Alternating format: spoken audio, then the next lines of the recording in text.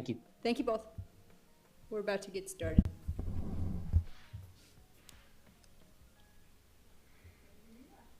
Ready?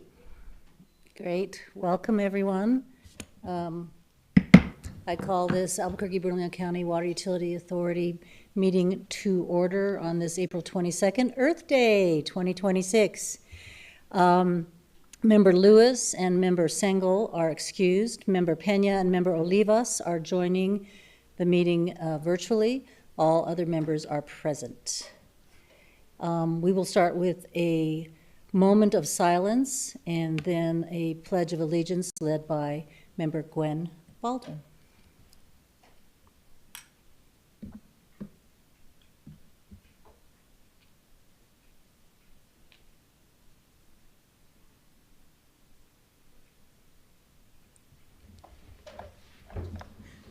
Please join us. I pledge allegiance to the flag of the United States of America and to the republic for which it stands, one nation, under God, indivisible, with liberty and justice for all. Thank you, Member Baldwin. Move on to item 3, approval of minutes. I make a motion to approve the March 18th, 2026 minutes. Is there a second? Moved and seconded. Ms. Salas, would you take roll call, please? Vote. Madam Chair, Yes. Commissioner Frinkbach, Yes. Councilor Van Champagne, Yes. Councilor Pena, Yes. Commissioner Olivas. Yes. Thank you. That passes. Item 4, proclamations and awards. 4A, we are going to have the quarterly employee recognition awards. If the employee is here to receive the award, please come forward when your name is called. I will begin with Leah Baca. Ms. Baca is recognized for exceptional initiative, quality of work, collaboration, and dedication to the Water Authority's priorities. And she receives a $150 award. This is a second award, I think, for Ms. Baca. Thank you. Next, Stephanie Campbell, $150 award also. Ms. Campbell.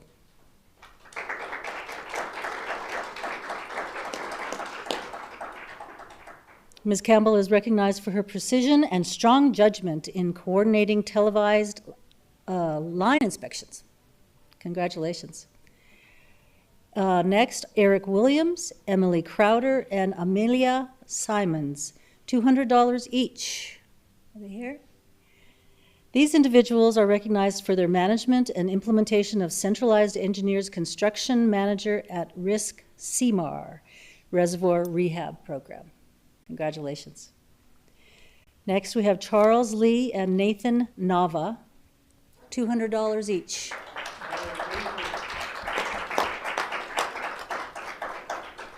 Congratulations. These individuals are recognized for their role in the successful installation of 3 new variable frequency drive units for the filter backwash pumps at the surface water treatment plant. Congratulations. Next, we have Matthew Montano, Jacob Chavez, and Lawrence Romero, $200 each. These individuals, who received a letter from a 77-year-old customer praising their work, are recognized for their assistance in ruling out possible sources of nuisance odor. Thank you. Cameron Shilvok, $250 award. Mr. Shilvok is recognized for outstanding leadership in spearheading a new GPS program for the GIS Maps and Records Group. Congratulations. Amadeo Pena, $200 plus 8 hours. Mr. Pena is recognized for his exceptional contribution to the Water Authority's Asset Management Program. And finally, Nicole Jaramillo Martinez, $250.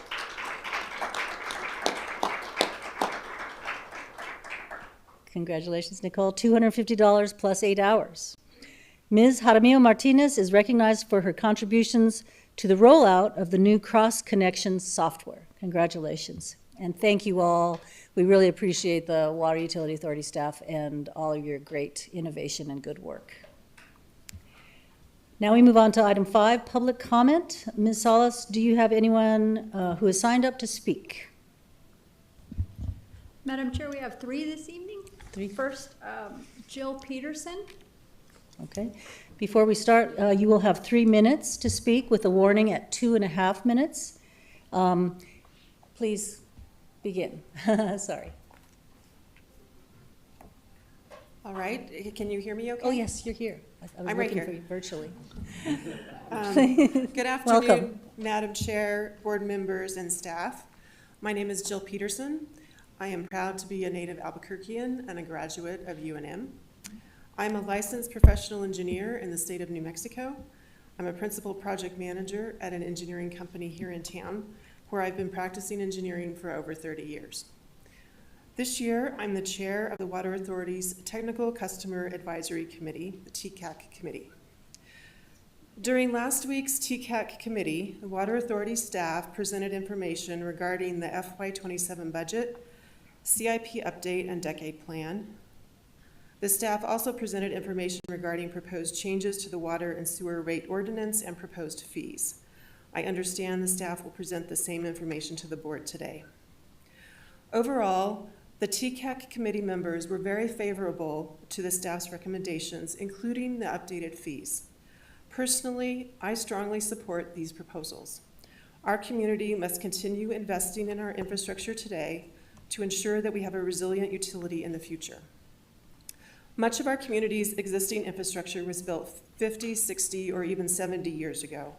While the Water Authority has managed these assets carefully, continued deferral or rehabilitation increases the likelihood of failures. Aging infrastructure leads to more frequent water main breaks, wastewater pipe breaks and overflows, and unplanned service outages. Proactive rehabilitation is about risk management. Planned investments will allow the Water Authority to address the highest risk assets before failure occurs, rather than responding to emergencies that are far more expensive and disruptive. Emergency repairs typically cost several times more than planned rehabilitation, and they divert staff and resources away from routine operations and long-term system improvements.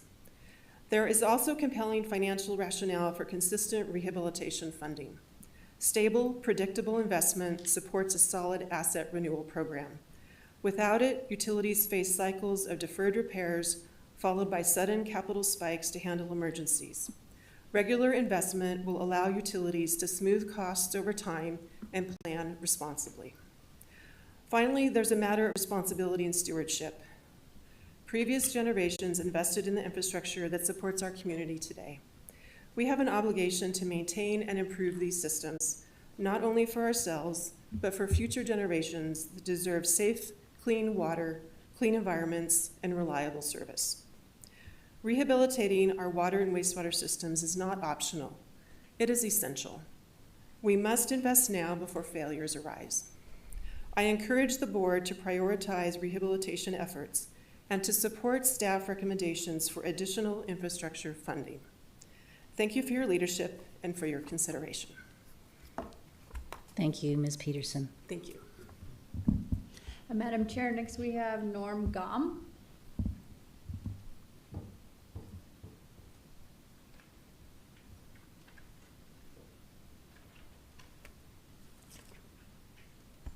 Welcome.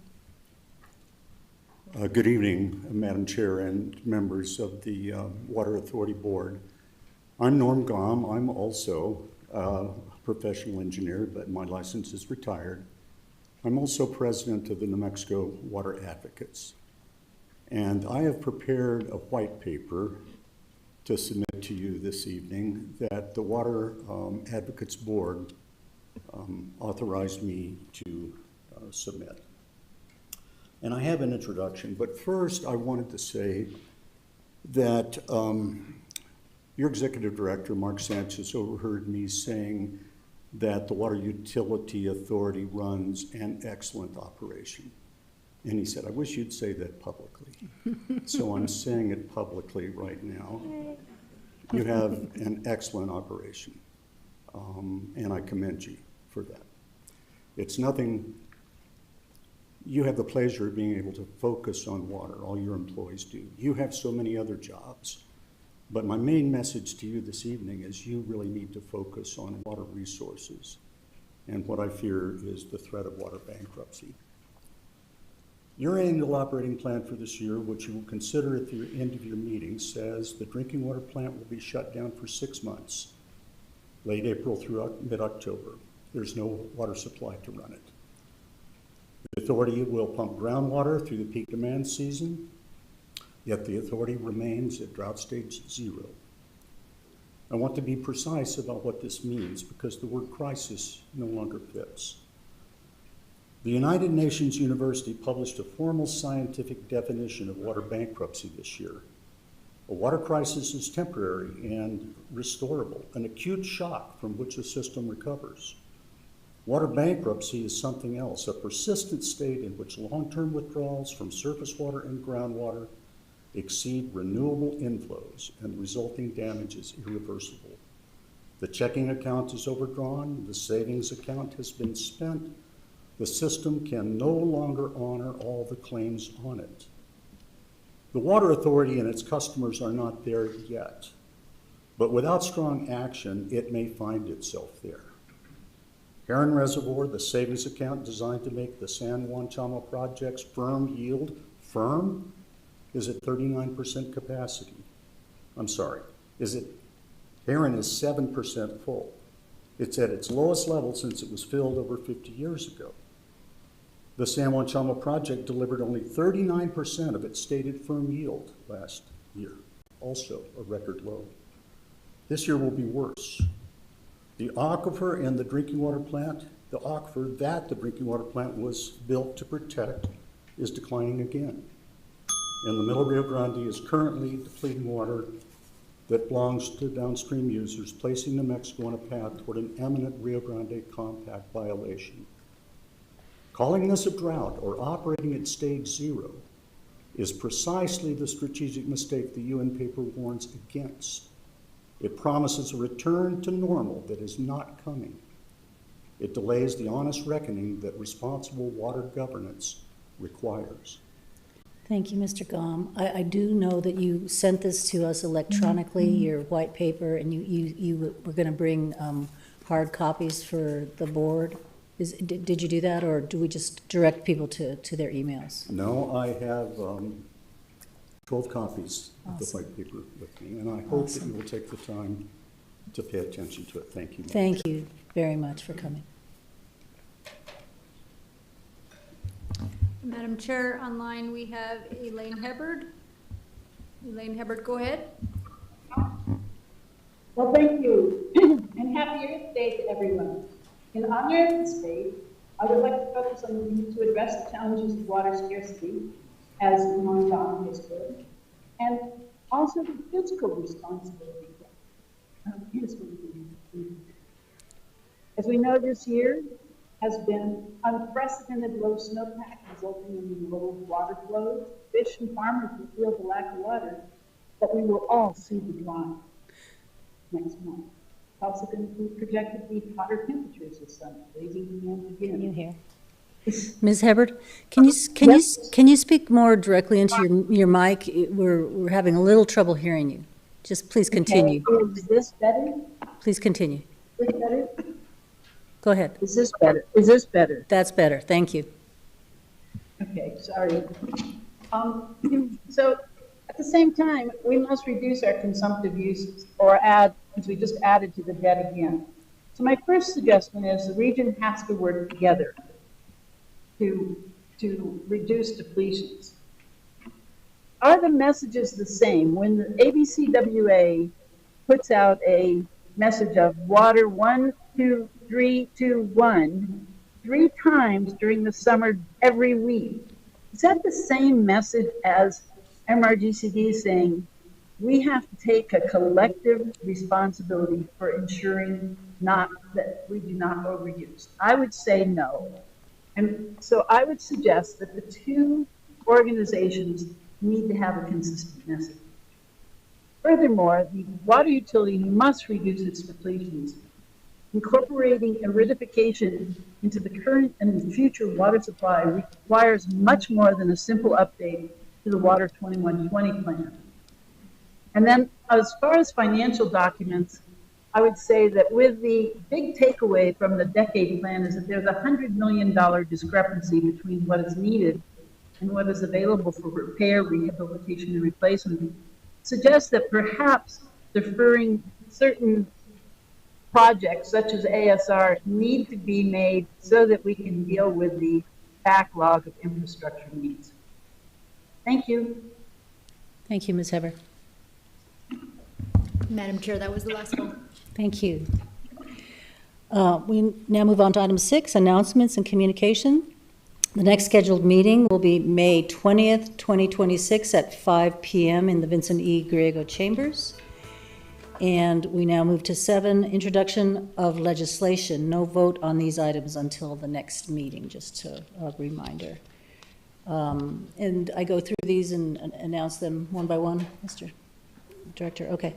7A is R2614, appropriating funds for the operating and capital improvement program budget for the Albuquerque-Bernalillo County Water Utility Authority for fiscal year beginning July 1st, 2026 and ending June 30th, 2027, and the 27 to 36 decade plan. And Martha Ortiz will present.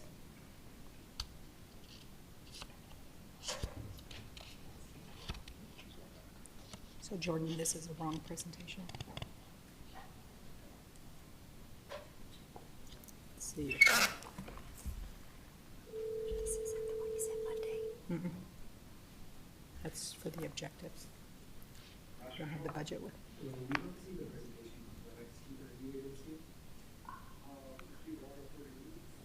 It's this one.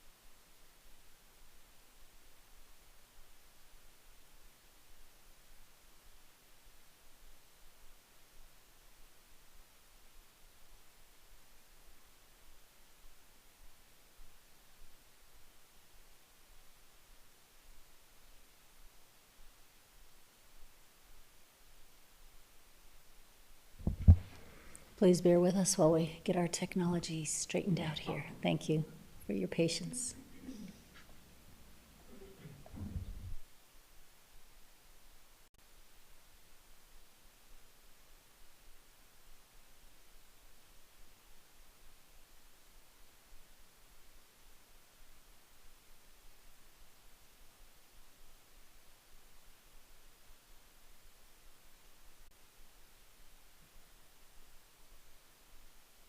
There we go. Ms. Ortiz. Good evening, Madam Chair and respective board members. My name is Marta Ortiz. I'm the Chief Finance Officer here at the Water Authority. And tonight we're going to present you the FY27 budget and decade plan and the 10-year program. We're going to show you the long-term financial challenges that we're facing here at the Water Authority, particularly in the gap between infrastructure rehabilitation and the available funding. This section, first section is related to the contents of the FY27 budget and how it supports our daily operations, long-term planning, as well as the board policies and goals.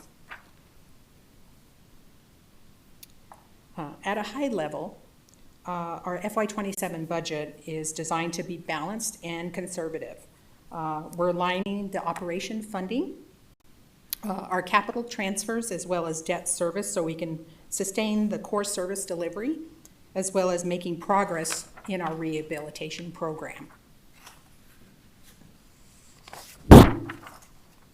The next section will focus on the budget, how the budget aligns with our priorities. These are the FY27 budget priorities that give clear direction on protecting the affordability in the near term while moving forward to sustain long-lived asset rehabilitation. It also prioritizes the critical work that we do here at the Water Authority, as well as being clear about the long-term funding strategies.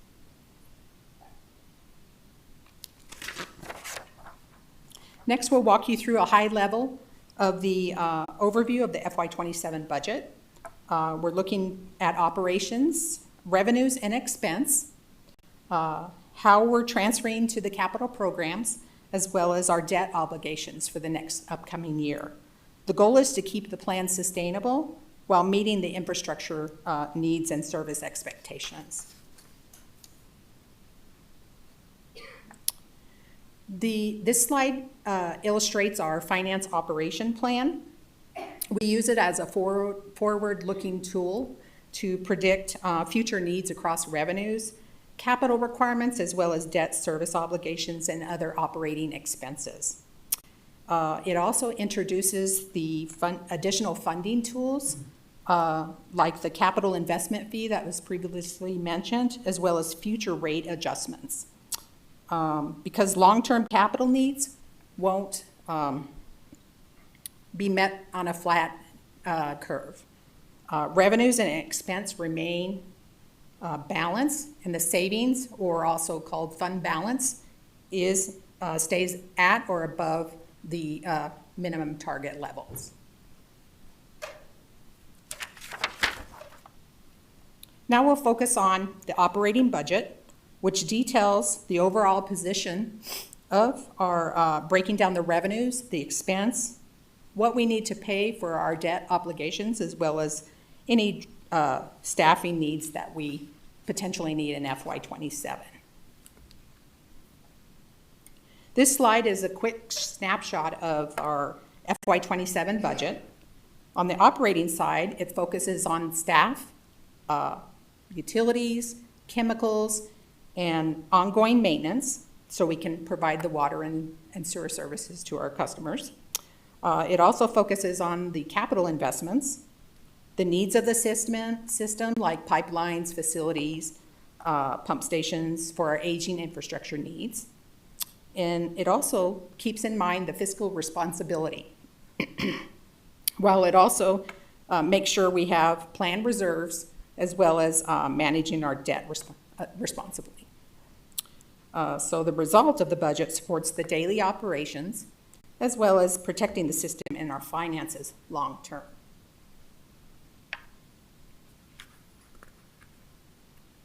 The next slide shows the proposed FY27 operating budget on the revenue side.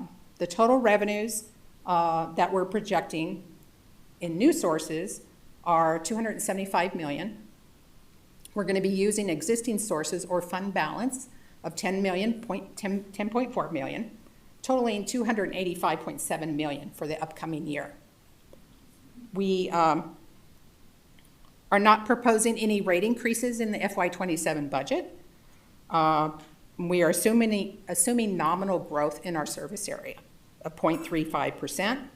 Also, we recognize the uncertainty of conservation as well as unpredicted weather patterns.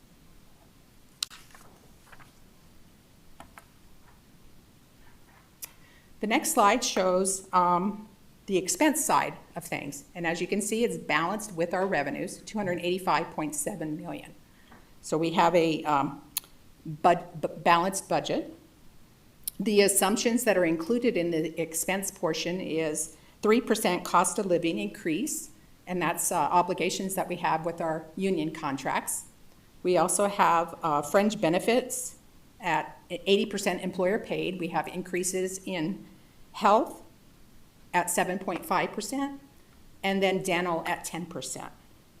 And then also there's increased transfers for our debt obligations as well as our CIP programs. The next slide is a major part of our budget, which is our debt obligations. In the FY27 operating budget, our annual principal and interest payments total $86.2 million, and we're going to budget additional $2 million to pay off some additional small loans that we have. The total outstanding principal is $517 million, which is down 67.8 from last year, which frees up capacity so we can borrow in the future.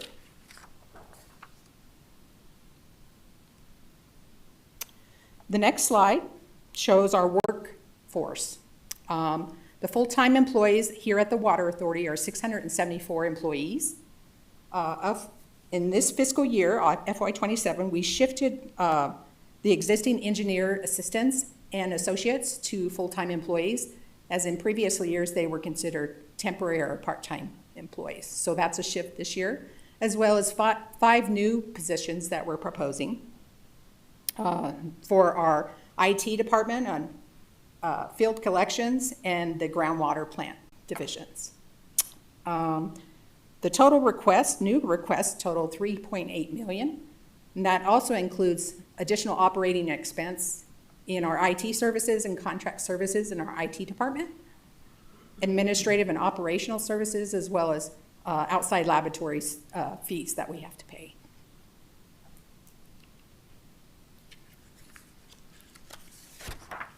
So now we're going to transition from the operating to the capital improvement side.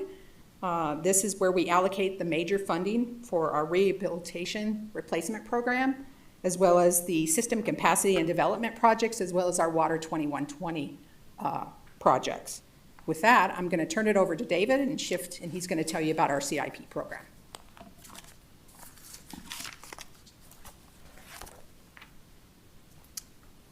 Madam Chair, members of the board, I'm David Laughlin, Division Manager for Centralized Engineering. Thank you, Marta. As we shift over from the operating budget to the capital improvement program budget, first wanted to show everyone what our FY27 capital improvement program looks like. So currently we have a total of $92 million budgeted for a capital improvement program for FY27, and of that, about $78.5 million will be for our basic rehab program. That's where we fund rehab of pipes, pumps, motors, facilities. All of our rehab needs typically occur in that basic rehab program. We have $10 million for system capacity projects. There are certain projects that we have where that are not developer funded, but we still need to, in some cases, expand some of the capacity that we have in our system to be able to serve current and future needs. And then finally, $3.51 million is what we have budgeted for FY27 for our Water 2120 projects. These are projects that are going to help us continue to be able to provide enough water for our ratepayers now and into the future. These are projects planned for both current and future needs. As you well know, our budgets roll over from year to year. So there's, because we have projects, obviously, not all of our projects get done on June 30th of each year and then start over the next year. So we certainly have some carryover. In the basic rehab program, we have about $143 million of carryover. Now, that looks like a big number. So we do not have a pot of $143 million sitting there that we're just going to transfer over into FY27. Out of that $143 million, we currently have about $100 million of that currently encumbered for existing design and construction projects. We're also a couple months from the end of the fiscal year, and we have several other projects that will be going out to bid and being encumbered as we push them forward. So what will be carried over or flow over into the FY27 budget will probably be somewhere on the order of $20 or $30 million. We also have 6.6 million of carryover from our system capacity and development, but again, a large part of that is currently encumbered. We have $61 million of special project funds. Some of that is encumbered, some of it is earmarked. We're currently working on design for some large facility improvements that we need to do, and we'll be utilizing those funds to build some additional facilities at SWRP that are in significant need for upgrade. And then finally, $15 million from our Water 2120 budget. Again, those carryover balances there are based on April, so there is some delay and some consumption that will occur over the next couple of months. So you guys have heard many times us talk about our decade planning process. What that process typically entails is in November and December, we meet with all of our operations groups, and by we, I mean centralized engineering, the asset management group, and our finance group meets with all the operations groups separately. We identify priorities that they have, issues that they're dealing with in their system, assets that continue to cause concern. We also look at our asset management program where we've done condition assessments, and we couple both the input that we get from the operations group with that asset management process that we have to identify specific projects, and we store those projects in a spreadsheet. We call it our needs spreadsheet. And then once we've gone through that process, identified all these specific projects that we need to rehab or replace, all these assets we need to rehab and replace, then we subsequently then take those numbers, compare them with the budget, and then cut them down. And by cut down, what it typically means is that we begin to then have to shift some of those projects into future fiscal years because the budget can't support all of the needs that we have. In years past, the gap between our needs and our budget was not as significant, but over the last 3 or 4 years, this has become a pretty challenging process. And so what you'll see on this graph, what this graph is showing is that, for example, that top fund, which is our rehab fund, the total needs amount was about $180 million. What we had available to budget was about $78 million. So there was about $100 million of unmet need that we had, and that carries over to future years, as I'll show you in a future graph here. So we had about $100 million of unmet need in our rehab budget. We had about just a couple of million of unmet need. We were able to pretty much meet most of the needs we had in our system capacity and development fund, and then in our Water 2120 fund, we had basically about $1 million shortfall. What you can see from this graph is that most of the shortfall is coming in the rehab fund. We have significant needs in our system, and you guys are even seeing them every day. If you look at 2nd Street, we just had a collapse on our 72-inch interceptor pipe. This is a project where we've had a planned, we have a design package ready, but we're not able to fund it because a lot of our funds right now are going towards some of our other priorities. And that continues to be something that we're constantly managing in terms of how best to pace the projects that we have and the budget that we have available. What CIP projects are funded for FY27? So we fund water projects, sewer projects. So just summarizing a couple of them, we have a Griegos waterline rehab that'll be moving forward in FY27.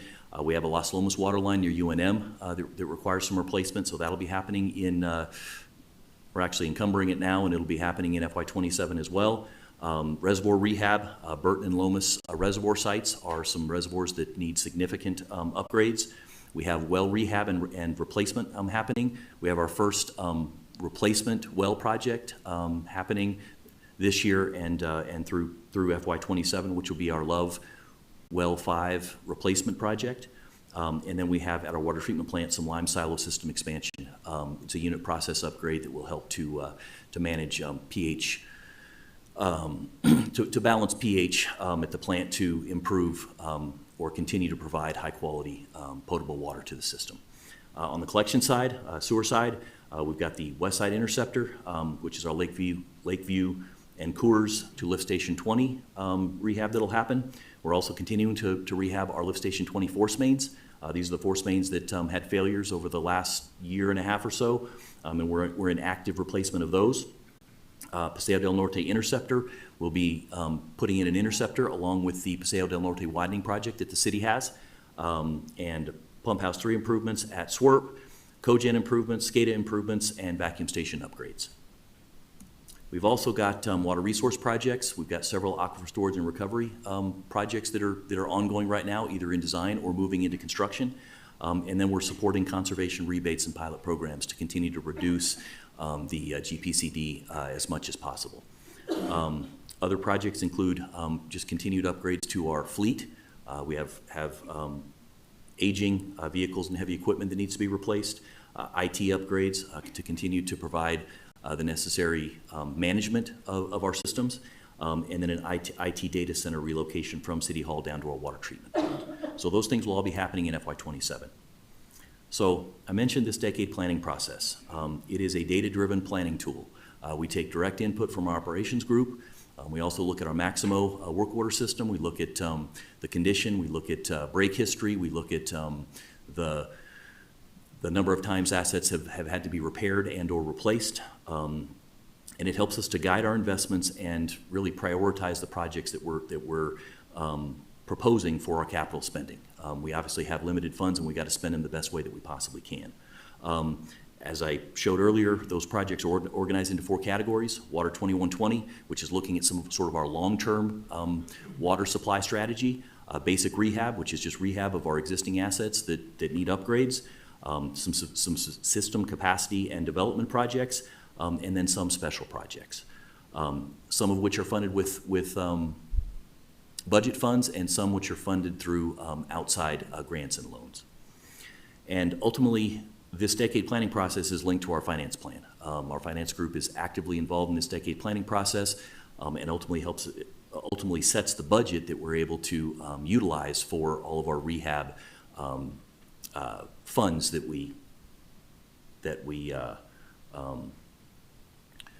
spend to complete our rehab work.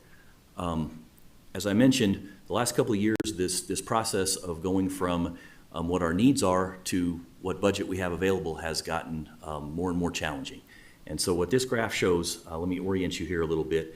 So the blue graph, or the blue bar on these, for FY27 through FY36 is the needs that we had. And then the orange is the currently available budget funds that we have. And then the gray is basically showing the difference between the needs and the available budget. And then that yellow line is basically showing a cumulative gap in terms of the difference between the needs that we have and the budget we have available, that gap, and then showing it cumulatively over the next 10 years. And as you can see, that gap continues to build. I think some important takeaways from this graph is that, as you can see, if you look at some of the numbers, because we've got the numbers included there, when you look at the gap for the next 8 years, we've got somewhere between a $50 and $100 million gap between some of the needs that have been identified versus the funds that we have available. This is not a one-year thing. This is not sort of a weird spike in some of the failures that we've had in our assets. This is sort of a consistent gap that we're seeing over time. And just to use an example, over the last 18 months, we've lost 2 potable wells, Love Well 8 and Atrisco Well 1. These are active potable wells that are supplying water for us during the high demand season in the summertime. So these are critical assets that we need to replace. We're doing our first well replacement this year since the 10 years that I've been here at the Water Authority. But what it's showing us is that we need to be accelerating that, and a well replacement costs about $6 to $7 million. So it's not insignificant in terms of the costs of what these assets take to replace. Similarly, Joel in a few moments is going to show you some of the other assets that we have and some of the condition and some of the rehab needs that we have in other areas of our system as well. Next slide. So repair and replacement, it's ongoing. It's a need that remains high every single year. It's normal upkeep over time. It's not a one-time spike or a one-time issue that we're dealing with. We need that steady long-term funding to be able to meet some of those rehab needs. As many of you are aware, Albuquerque's huge. And what that means is we have a lot of linear footage of pipe, water pipe, sewer pipe, et cetera, that's out there. And that just means it's a little harder, a little more expensive for us to rehab that pipe. And as has been mentioned previously here, we've got assets that date back to the 20s, 1920s, 1930s, 1940s, and that rehab, even though we've been aggressive with it, when you look at the market conditions and the cost that we're dealing with, it's just becoming more challenging. And without more funding, that gap is going to continue to grow. Why that gap matters is that it's one thing to defer maintenance, but when you continue to defer maintenance, eventually you're going to have a catastrophic failure. And when we have those catastrophic failures and have to respond to them on an emergency basis, it costs more, exactly. We typically estimate that we're looking at 2 to 3 times the cost for an emergency rehab or repair versus a planned rehab or repair. And so then you get into that vicious cycle of having to deal with emergencies all the time and consuming all your rehab funds, or consuming more of your rehab funds for those emergencies than you have for planned projects. And it becomes, again, a vicious cycle that's difficult to break out of.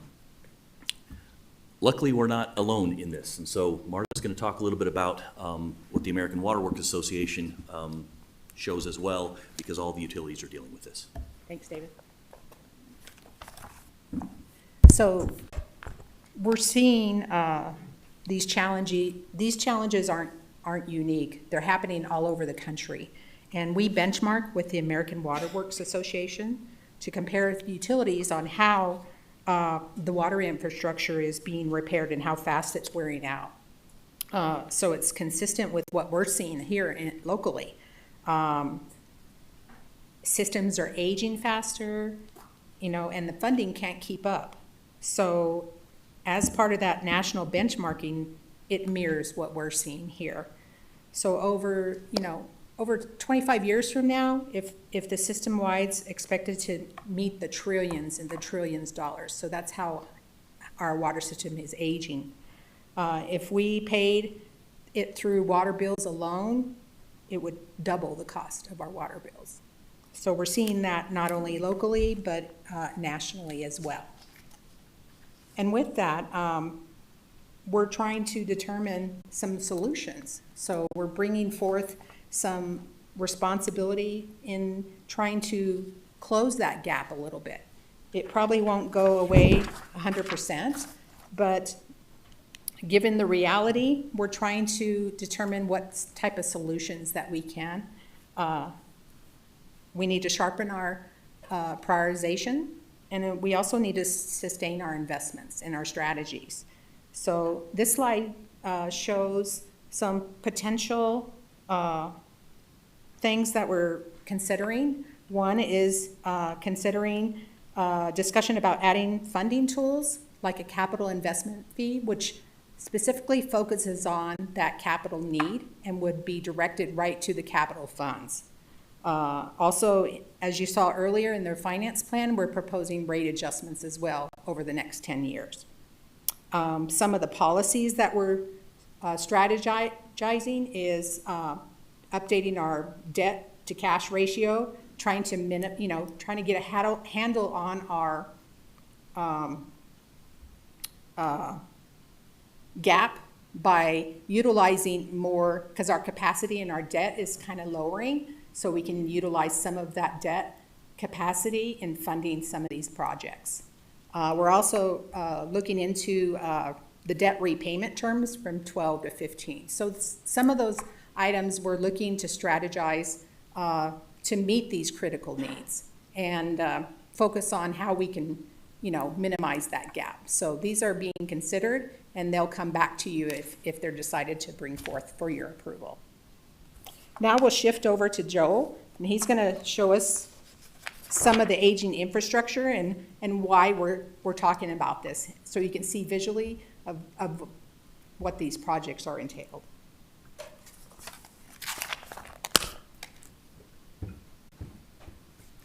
Thank you, Marta. Good evening, Madam Chair, members of the board. My name is Joel Berman, and I'm the Chief Operations Officer here at the Water Authority. Marta and Dave have talked quite a bit about the funding gap. I'm going to take a few minutes here to highlight some of the infrastructure needs that are driving this funding gap. And I'm going to start with our groundwater wells that Dave just alluded to a few moments ago, and he mentioned a couple have failed here recently. As you can see on the chart, especially with the largest blue piece of pie here, and the other piece of pie, over 50% of our wells are either 50 years old or have already failed. The Water Authority relies heavily on these wells. These are very old wells or they've failed, as I mentioned. So it's really necessary for us to begin to plan, to prioritize, so we can rehabilitate and replace these wells. Replacing these end-of-life assets is going to be critical, really, for our future and our customers' future to ensure we have continuous water supply, especially in the summer months when drought makes our surface water unavailable, which Ms. Agnew and Mr. Kelly will talk about later today. I should note that we expend significant monies every year, and Dave highlighted some of those projects that we spend money on every year to replace mechanical and electrical equipment to keep these older wells running. But we simply need to close the funding gap to stay ahead of the curve with an aggressive replacement plan. This map shows the same information, just spatially. Every dot on this map is a groundwater well. The red ones are the ones that are 50 years or older. Anything with an X through it has already failed and has never been replaced. So with each additional well failure and the drought conditions that we're seeing, we're really approaching a cliff where we're not going to have adequate resources to continue to serve our customers. The next asset class I'd like to focus on and talk about is reservoirs. And as Ms. Lander will talk about later today, for fiscal year 27, we've developed an objective to embark on a rehabilitation program of our reservoirs that aligns with regulatory requirements and observations from recent inspections. So I put up a similar graph here. When we're talking about groundwater reservoirs, sometimes we'll call them tanks. You can see a similar pattern here. You know, the green piece of pie are our reservoirs that are over 50 years old. Approximately half of them are approaching that age. So these assets are important for us to continually provide safe, reliable water, which is part of the Water Authority mission and vision statement. We have done maintenance on these reservoirs over the past decades, but that just hasn't happened in quite a while. And because of the age of these reservoirs, they're starting to talk to us. Maintenance continues to be deferred, and if we don't take an approach and gather the funding necessary to enact rehabilitation programs, replacement may be our only alternative, which is far costlier than rehabilitation. I'm going to show some photographs here and focus on reservoirs over the next 3 slides. Recent inspections by not only the Water Authority, but the New Mexico Environmental Department came out to do a sanitary survey, as well as the Environmental Protection Agency, or EPA. They came out and we've identified deficiencies that are needed, and so we need to enact rehabilitation programs. So on this slide, you can see the picture in the middle. I've highlighted the middle picture with a red circle. We have a rafter within a reservoir. So we're in the reservoir looking up at the roof here. This rafter has failed and is starting to fall down into the reservoir. So we're losing some structural integrity within our reservoir. The picture on the upper right is a hatch. That's how we can get in and access our reservoirs. It's very important because this provides the sanitary seal between the environment and our potable water supply. We're noticing some deficiencies with those hatches as well. So we go through periodically and we will make repairs as needed on an emergency basis, but we need to get out ahead of these projects. On the left-hand side, a couple pictures of some corroded infrastructure within the reservoirs itself. I think the pictures are pretty self-explanatory. You can see what's happening there. Next 2 slides, I wanted to highlight 2 particular reservoirs in particular. The first one's Burton Reservoir, 1923 construction, right? 103 years old. We had the opportunity to drain this reservoir just back in February. We took this picture on the top left. You can see cast into the concrete. It says City of Albuquerque, 1923. We were identifying some leakage with this reservoir. And so, as I mentioned, we got a chance to drain it in February, go in with our contractor, identify needed repairs.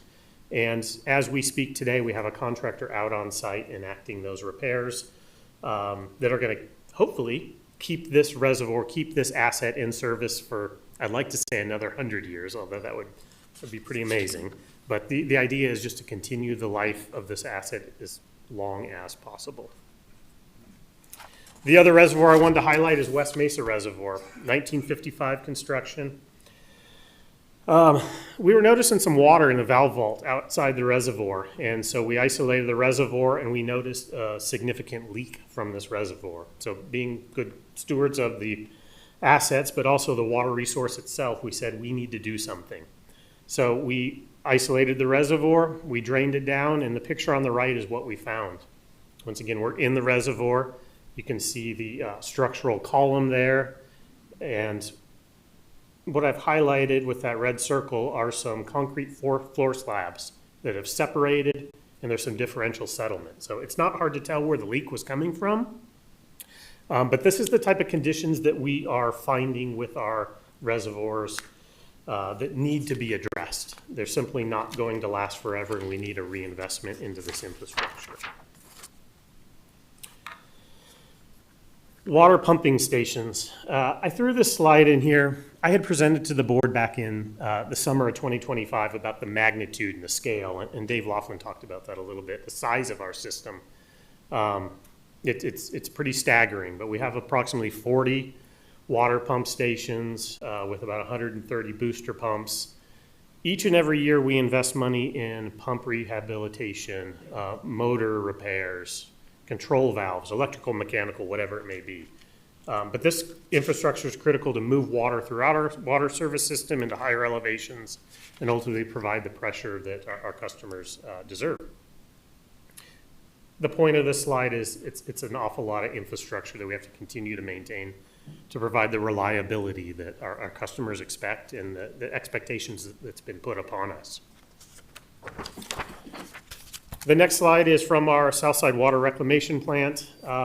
This is a picture of a digester. A digester is a circular concrete structure with a domed concrete lid on it. You can see in the middle picture, well, I've highlighted in all pictures where you can see water is starting to come up and seep through the concrete.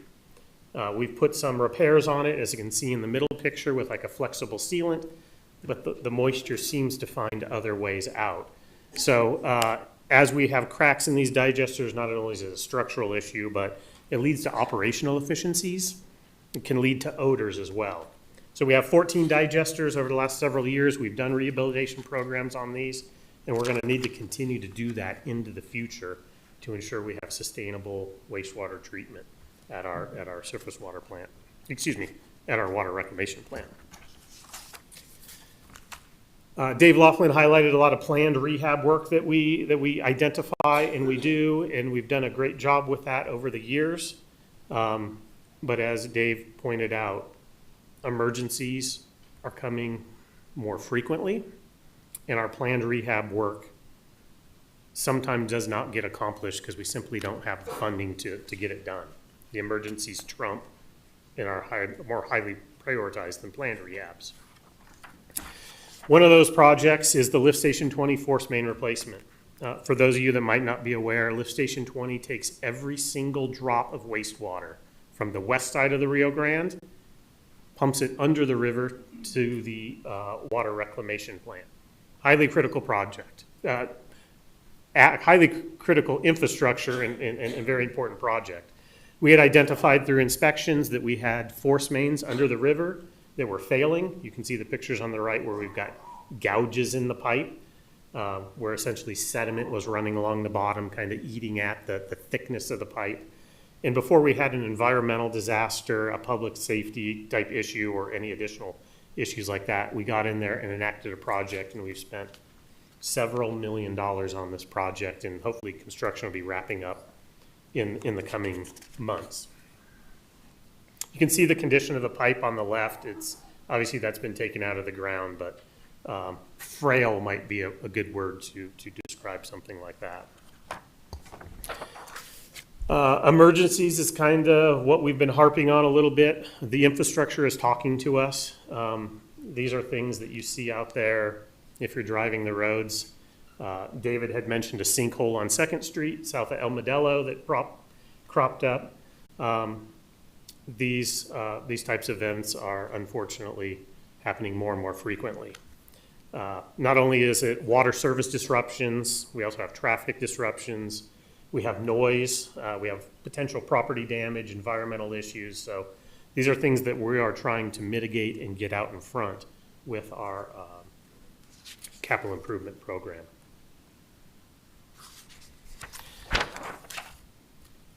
This one's near and dear to my heart here. Over the last decade, the Water Authority has done a tremendous job investing in replacement of steel water lines from the 1940s. The good news is we have replaced a vast majority of that pipe.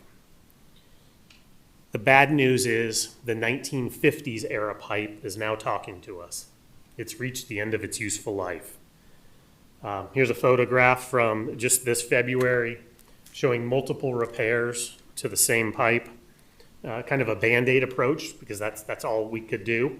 We didn't really have anything planned, but it got to the point where we had to enact an emergency project to replace about 1,400 feet of pipe so we could get out there and just take care of it once and for all. It wasn't necessarily anything we had budgeted, but it was a priority that rose to the top and we had to take care of it. I woke up this morning to an email about a water main break in southeast Albuquerque. Lo and behold, 1950s cast. Crews made repairs to it, got our customers back in service. Kudos to them, great job. But really, it's just another example of, another segment of pipe that needs to be replaced before we go back and pave, a block worth of asphalt and restore that site to get to its original condition. So these are not one and done. These are projects that just continually crop up day to day.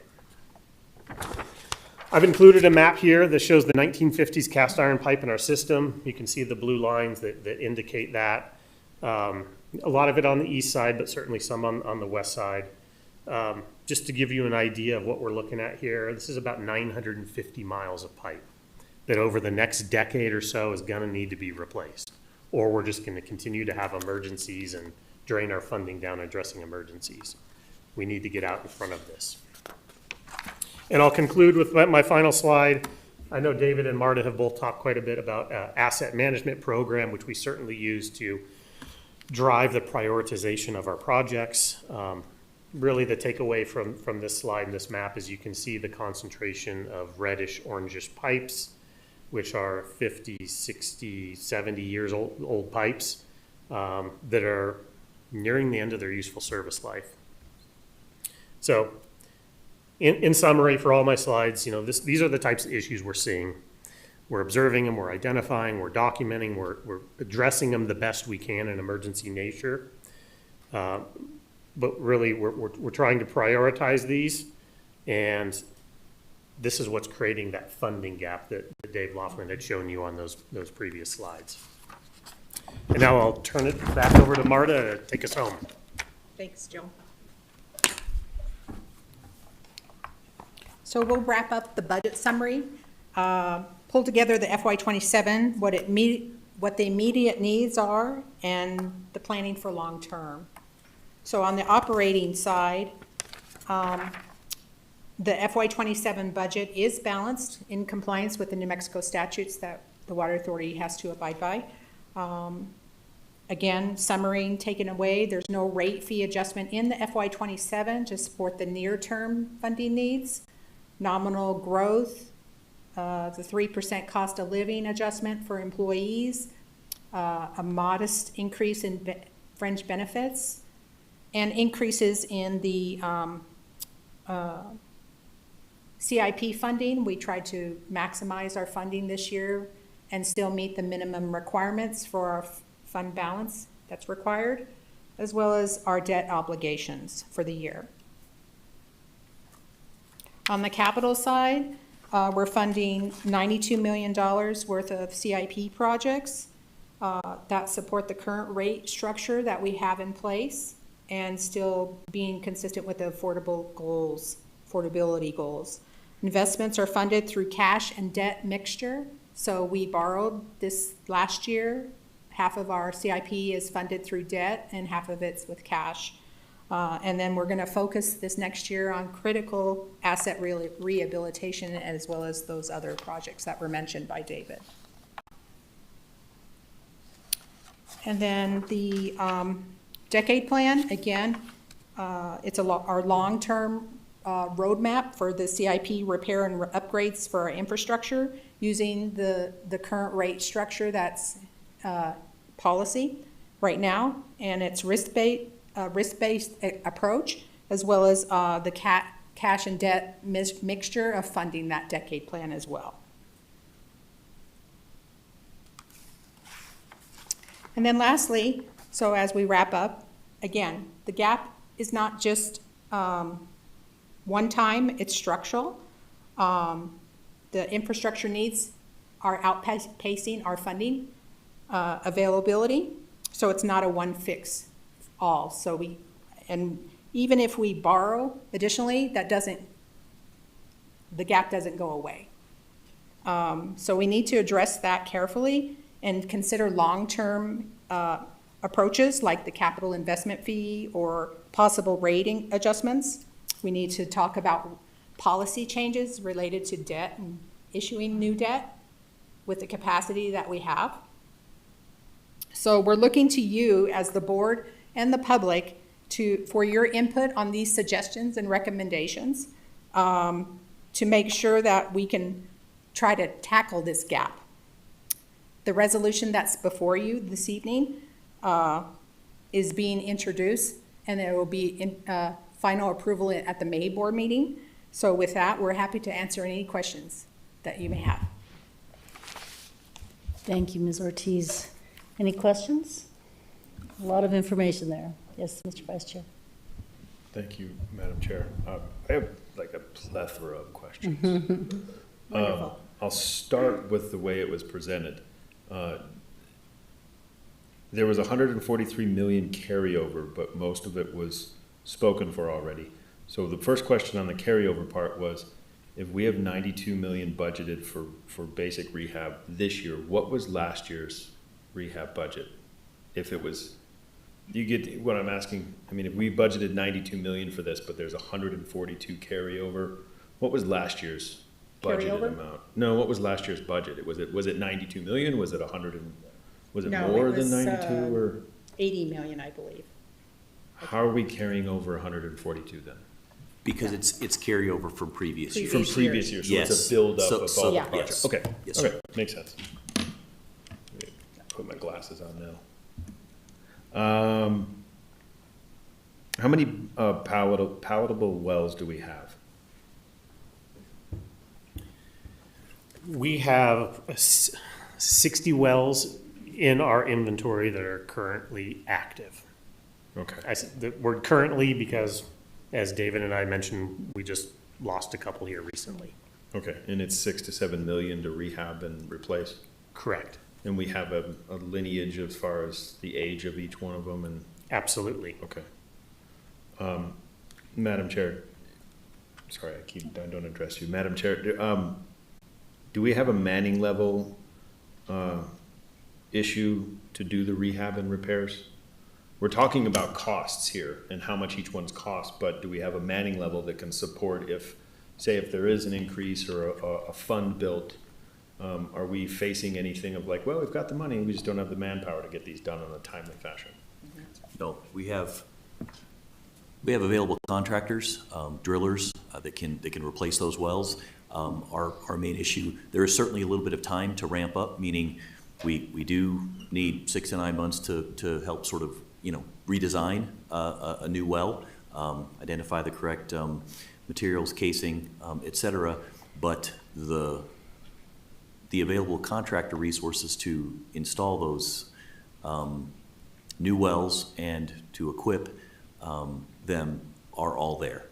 we have that available. We just simply have not been able to greenlight those projects. Because of funding, Madam Chair? Because of funding, correct, Okay, correct. good to know, okay. The next question, Madam Chair, just out of, and this is more out of curiosity, how do you drain a reservoir?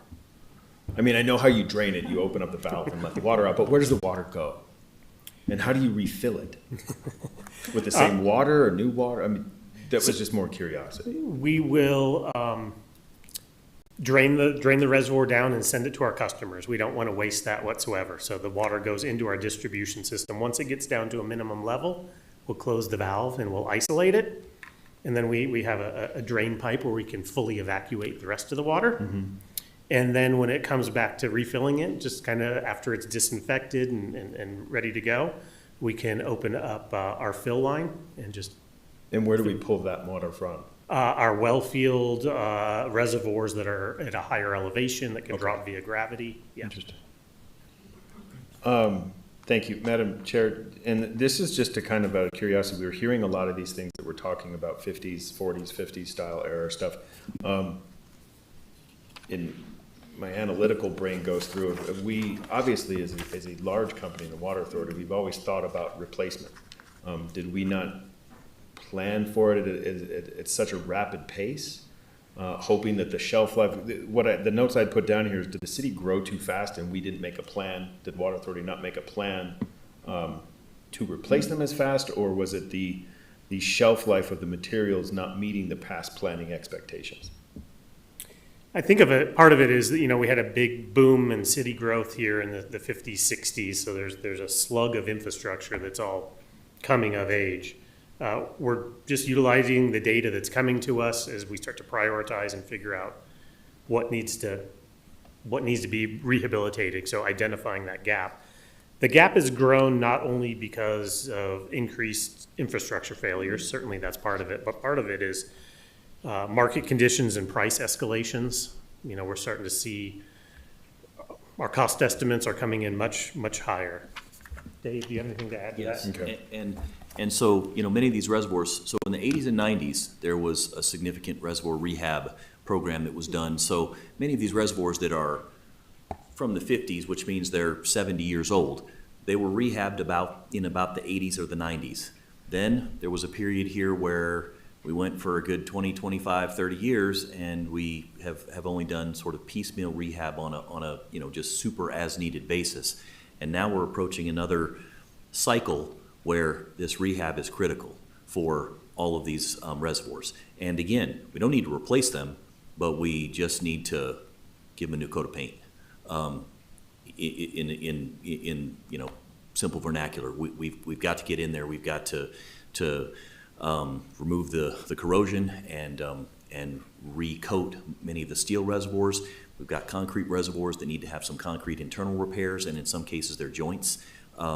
The joint failures, we've just got to reseal those joints back up, and then we'll have viable reservoirs for another 30, 40 years. And Madam Chair, and so that's the reservoir side. It's more of a replacement with the piping and stuff and the cast iron pipes from the. So it's a repair and replace, and that leads me to just a question based off those answers or responses, Madam Chair, was that is our repair manning level enough to have like two separate teams, one that does those emergency repairs and one does the long-term planning repairs, or a reservoir and a pipe repair replacement team? I mean, do we have these thoughts and minds of let's separate, this major team and get these things, we can attack it at the same time at different levels? Madam Chair, members of the board, the answer is yes. So currently we're juggling West Mesa Reservoir rehab. We've got following right on its heels is Burton 1 Reservoir rehab, Walker Reservoir, and Lomas Reservoirs. So we're juggling just over the next 6 to 9 months, 5, 6 different reservoir rehabs. We're having to tap the brakes a little bit just because of the budget restraints that we have for FY27. So we've got several of those projects that are being encumbered now, and then several of them that'll be encumbered in FY27. We could add additional reservoir rehab and have the contractor resources to do it if we have the budget available to do it. Perfect. Thank you, Madam Chair. Any other questions, comments? Yes, Member Baca. Thank you, Madam Chair. Just a couple of questions. Just number one, just for my edification, you're talking about the projected budget for next fiscal year. What is the current budget? You're at 285 now. What's the current number? On the operations side? Yes. It's 275 million. 275 currently, Yeah. 285 projected for 20. Yeah. Thank you. Now, in terms of just solutions, I'm not a tech person, but I'm a fan of tech, if that makes any sense. I do believe that technology is going to address a lot of problems that we have, just, and maybe create more problems. But my question is, do you see any technology advances on the horizon in terms of processes, in terms of materials, in terms of just, ideas and how we do things that might stabilize costs or reduce it theoretically? Madam Chair, members of the board,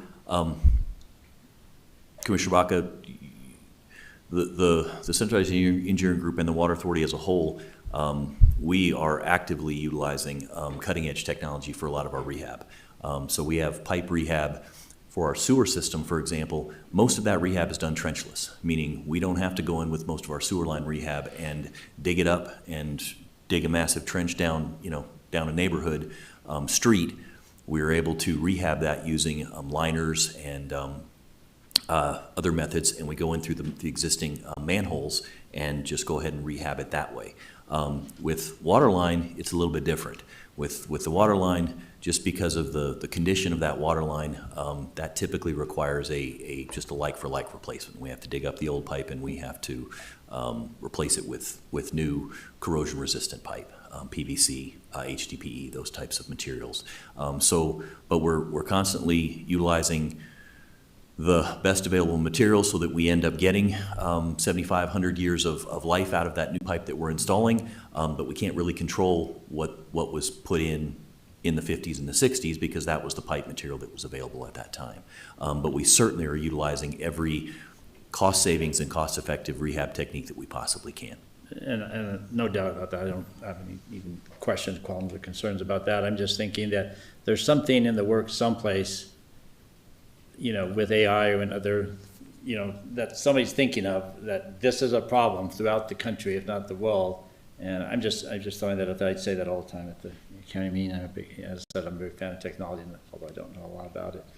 The other thing, just in terms of solution, we've been hearing, I'm sure you've been hearing the same number, and I don't know the protocol for this in terms of, your budget, in terms of whether or not there's options through, the state legislature. But, we certainly are hearing about a lot of new money coming in because of the cost of oil and gas. It's no secret that we're talking about minimum of $4 billion, and some say more than that. And I have no idea. It always seems to be a moving target and changes.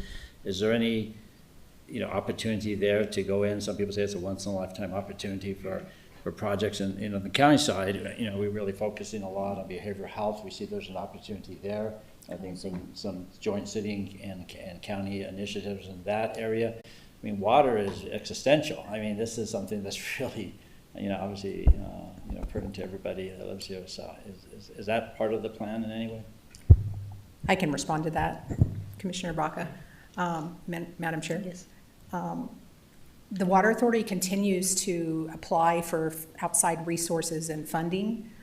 We apply, even this week, we apply for congressional direct spending through the federal government. We look for loans, grants, things like that. At the capital or at the state level, we apply, we have they call it an ICIP program at the state where you apply for capital outlay funding. We continually do that as well as apply for funding through the Water Trust Board at the state, which is, money's not free. There's always a match component, but we're continuously trying to look for those resources and try to get awarded those resources with the capacity of the debt requirement that has to be repaid when we apply for those. Thank you. Mm-hmm. Thank you, Ms. Ortiz. Commissioner Olivas? Thank you, Madam Chair. Really, super interesting report, and thank you to Vice Chair Champlain for some great questions there about a lot of this infrastructure and, how things work.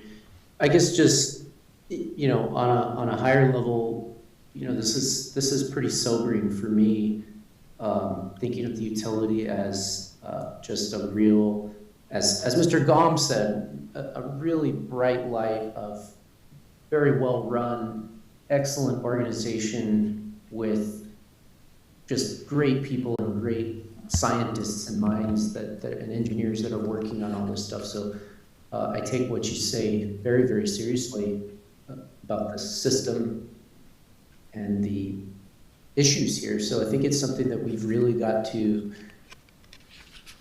think about and work on as a community. And I guess one of my suggestions is that I think you've got obviously a captive audience here, right, in the board, not just captive, but an engaged audience. But I think that the wider community, the broader public, needs to have some further education and information on this.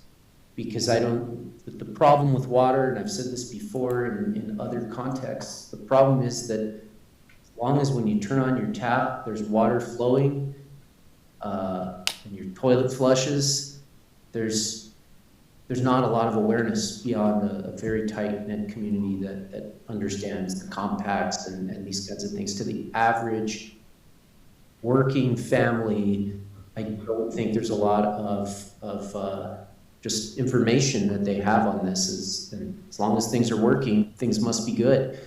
And so I think that it's going to be increasingly important for the utility to communicate about this with the public, because there's nothing more critical. I mean, talk about critical infrastructure. Even roads and highways, I think, rank lower than water. I mean, this is just critical for everything we do, residents and businesses alike. So we've got to figure out a way to invest and modernize this infrastructure, which I think keeps us economically competitive. It keeps us healthy and vibrant, and it's going to reduce costs in the long run. So this is really important. Thank you, Madam Chair. Thank you, Commissioner.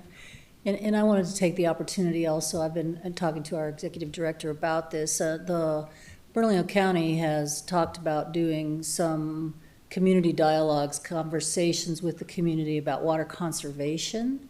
And I wanted to express a real interest and even a direction to the executive team to reach out to Bernalillo County, to the city of Albuquerque, to include this conversation. I mean, the three speakers that we heard from tonight all are talking about, I need more than 3 minutes to get my important point across. And so I am really an advocate for a very, good community dialogue is what we call it in Bernalillo County, that really matters, that we talk about these things, not just water conservation, but also these needs so that we can spend our money in a smart way rather than reactive, as we've heard you all advocating. So again, I think that's a really important thing, and I hope that we can bring something forward to the Water Utility Authority Board about what would that look like, that kind of an effort, bringing in the community conversation, because it's the process of that dialogue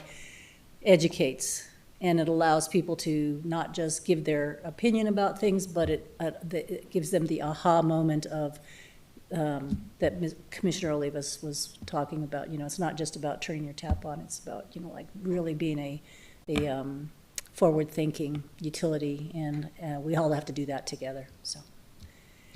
Anything? Yes, Member Baldwin. Thank you. Stemming off of the comments from the chair, I do want to just thank the Water Authority staff for submitting an article that will be in the Lavender July issue of the Los Ranchos Village Vision. Again, that very thing, we're keeping the messaging together. We are being as collaborative as we can, and I really appreciate that particular collaboration. In terms of the presentation, thank you. It is not easy to sort of put out pretty sobering news about growing gaps, and then you either cut expenses or you increase revenue. There's kind of basic stuff here. I would, and I think that what's been presented is thoughtful and deliberate. I do just flag that when you have debt service, debt increases the debt service. And so as you are looking at where you do your one-time expenses, really emphasizing those other resources, the Water Trust Board, the one-time money, particularly with the windfall from oil and gas that will be coming into New Mexico, as opposed to taking on additional debt. Yes, it is matching funds, but running the numbers, sometimes the debt service can far outstrip that over the course of time in terms of the encumbrance. The other is, as you are looking at system capacity, really look at the return on that investment and where the operating costs in the future may be more burdensome than other investments for system capacity that might have lower operating costs. But this is impressive work. Thank you so much for your diligence. I really appreciate it. Any other comments? Thank you all very much. We will move on to item 7B, 0261, amending the Albuquerque-Bernalillo County Water Utility Authority Water and Sewer Rate Ordinance, reconfiguration of ordinance structure and credit card convenience fees. Carol Molesky? Good evening, Madam Chair and members of the board. My name is Carol Molesky. I'm a senior principal with Stantec. And actually, you've probably heard of Stantec as an engineering firm. I'm part of the Management Technology Consulting Group. So I'm an economist, and I work on rate studies.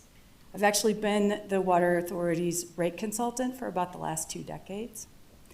And recently, my team and I have actually been working on something that is also near and dear to my heart, and that is improvements to the rate ordinance document. That's what we're going to be talking primarily about tonight, but I'm also going to spend a few minutes to talk about policies, and then a credit card convenience fee that is being proposed. All the discussion we've had for the last hour has been around the rehab needs and the funding gap. I'm going to talk about a proposed capital investment fee and the impacts that that might have on your system.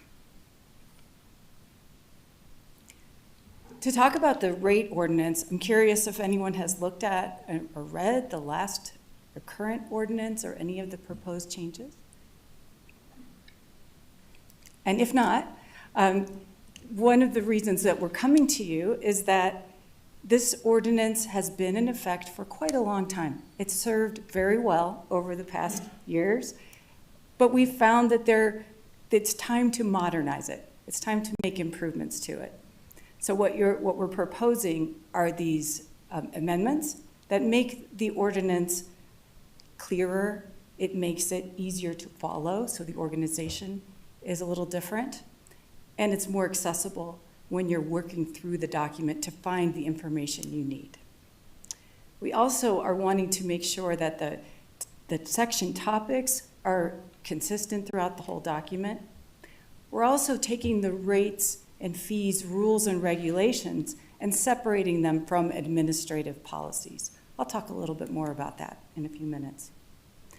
And then for purposes of future updates to this ordinance, we've proposed separate tables so that it's easier to update, that it is not a Herculean effort to go in and try to find all that text and replace it. So you'll see some examples of what we're proposing to change.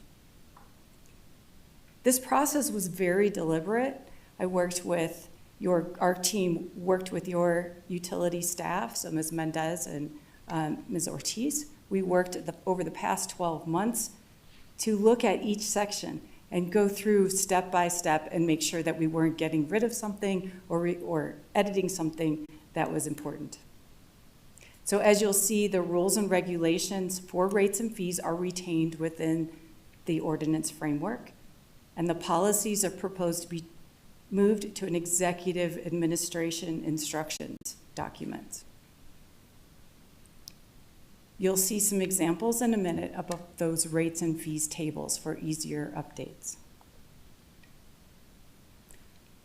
Currently, if you go through the ordinance, you'll see that the rates and fees are dispersed through the whole document so that the fixed charges that a customer pays aren't easily added up as they go through the document.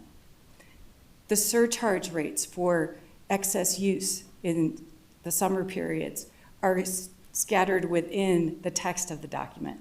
So what we're proposing is that the updated rate and fee tables consolidate those fees, and you're able to follow through your customer class, your service line size, and add up what your monthly fee might be. In addition, as we mentioned, updating all of these fees would be easier too with this new organized approach. You might wonder, if we are proposing to remove some of those policies, where are they now? Well, these policies would be moved to administrative instructions. They would still be, there are still policies there that would be up for your approval for any, in a board resolution. So you will still be asked to provide feedback and approval for any changes to any of these policies. Within the administrative instruction policies, you'll see some finance policies, debt management policies, debt post-issuance compliance policies, and investment policies. So those are the types of policies that would be in a separate document. Currently, they are in that ordinance. You heard Ms. Ortiz talk earlier about some of the changes that they're contemplating. So you might be asked in the future to take a look at these two examples of a debt management policy change. Currently, the Water Authority's policy for funding capital improvement program projects is a 50-50 split, 50% cash, 50% debt. A proposal could be something different, like 60% debt, 40% cash, in order to accomplish more of that rehab program that we just talked about.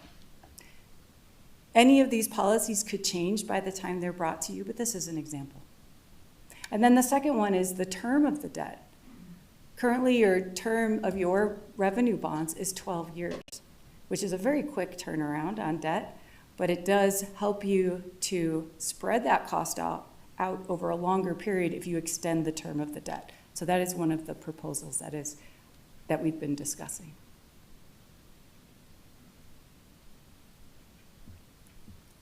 The next proposal for your consideration is a credit card convenience fee. A credit card convenience fee would help the Water Authority recover costs that are charged for customers who pay their bills via credit card or debit card or Apple Pay, something like that. So currently, the authority absorbs about $1.6 million per year in these fees. It does not get charged back to the customer. So we're proposing that it's more of a cost of service based fee, that the fee would recover those convenience fees that are charged by that third party payment vendor. This fee may be adjusted over time, but this fee would be included in the ordinance and changed as needed. By the way, the Water Authority is not earning any money on this. It's revenue neutral. So as I mentioned, you're currently absorbing those costs. These fees would cover those costs. And it is not a fee that every customer would pay. They can avoid paying these fees by paying through something else, like a ACH, automatic bill pay, or come in person and pay via check. So they would not get charged this fee for that approach. The fee right now that is proposed is different for a residential customer versus a non-residential customer. The current charge based on the vendor's fees is a $1.95 flat fee per transaction for residential bills. And then for non-residential, it would be 2.95% of the total transaction. I know there's some places, some restaurants that are also passing on this fee to their customers, so you see a straight percentage. That would only be applied to non-residential bills. And then finally, this changes would be codified in the proposed ordinance.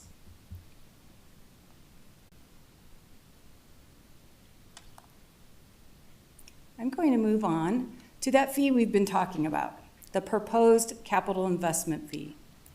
This is one approach that is being contemplated to fund that infrastructure funding gap. So as we've heard, there's significant deferred maintenance.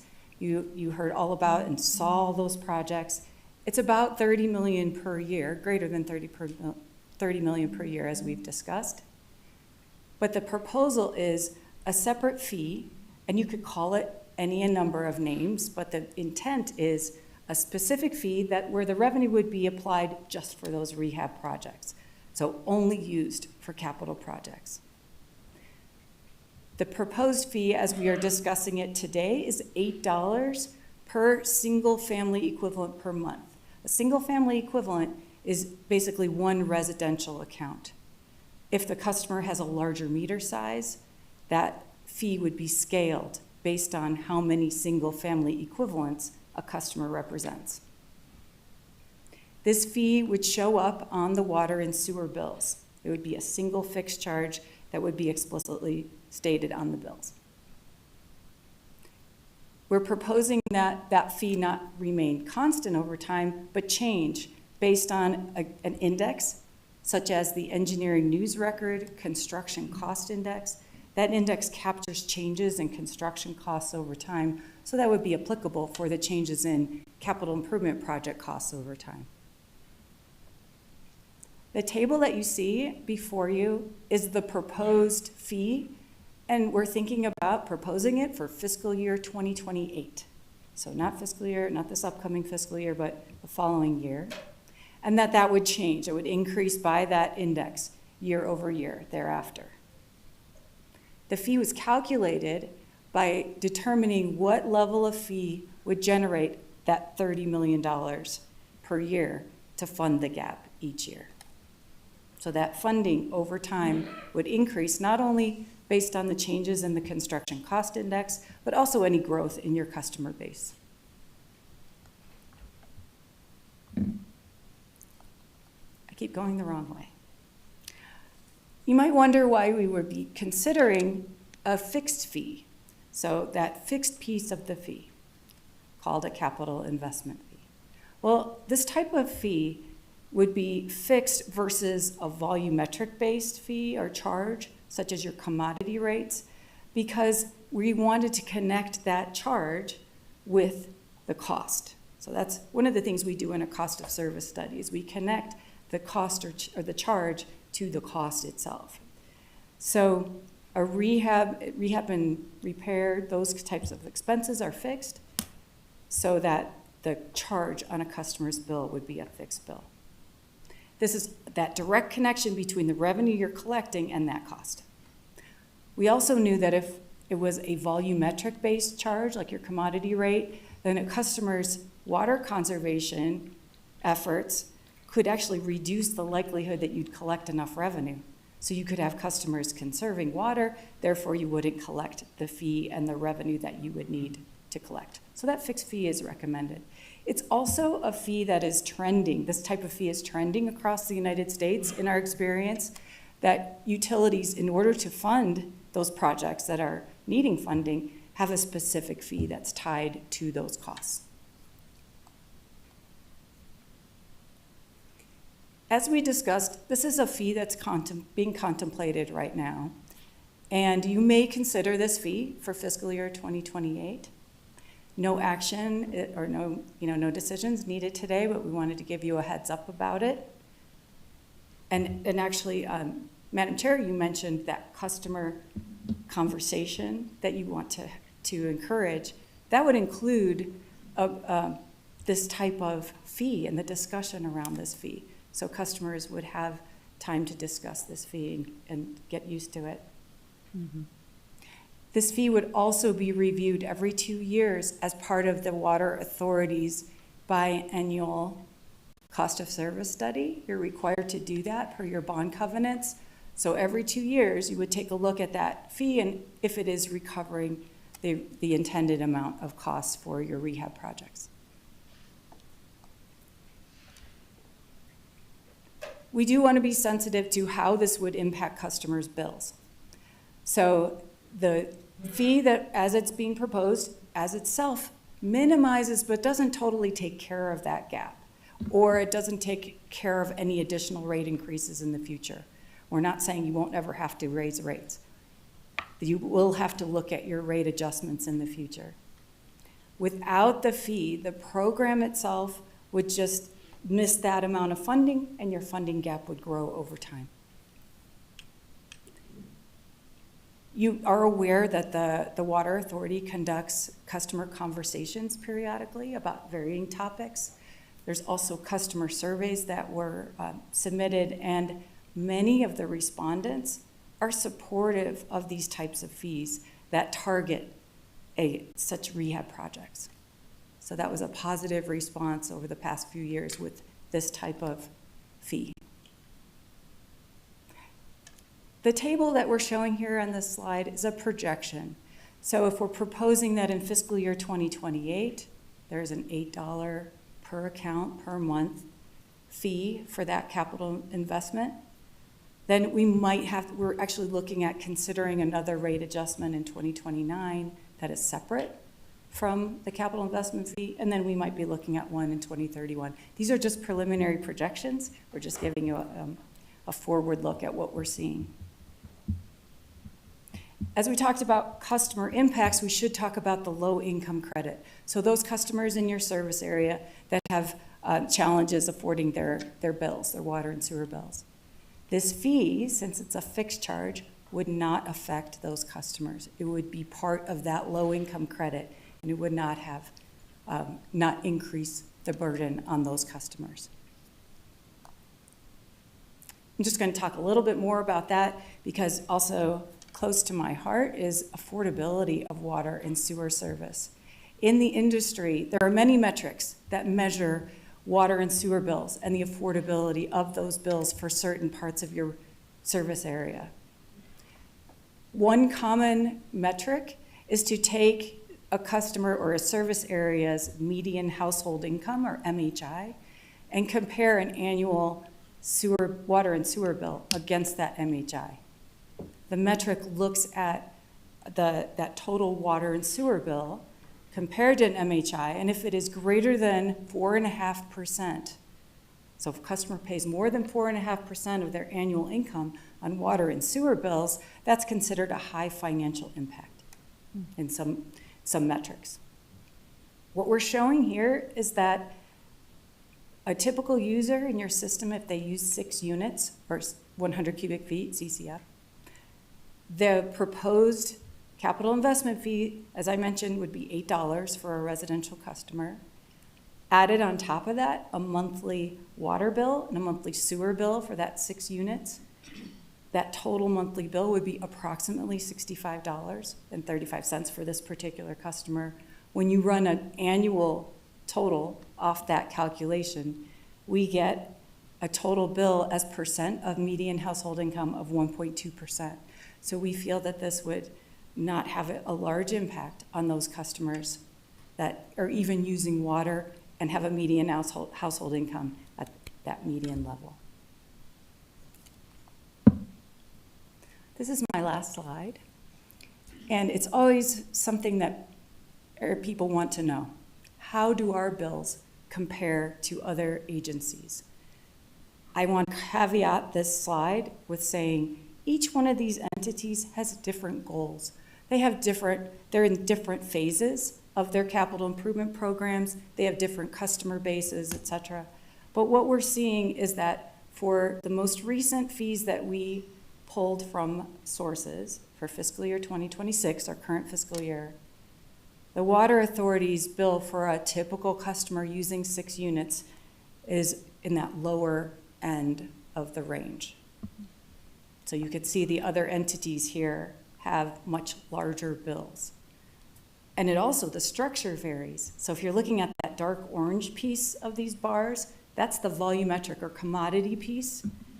So you see that those customers with higher bills have a much higher portion of the bills that are commodity based. The Water Authority is balanced about 50-50. 50% of a customer's bill is for a fixed charge and 50% is for that commodity charge.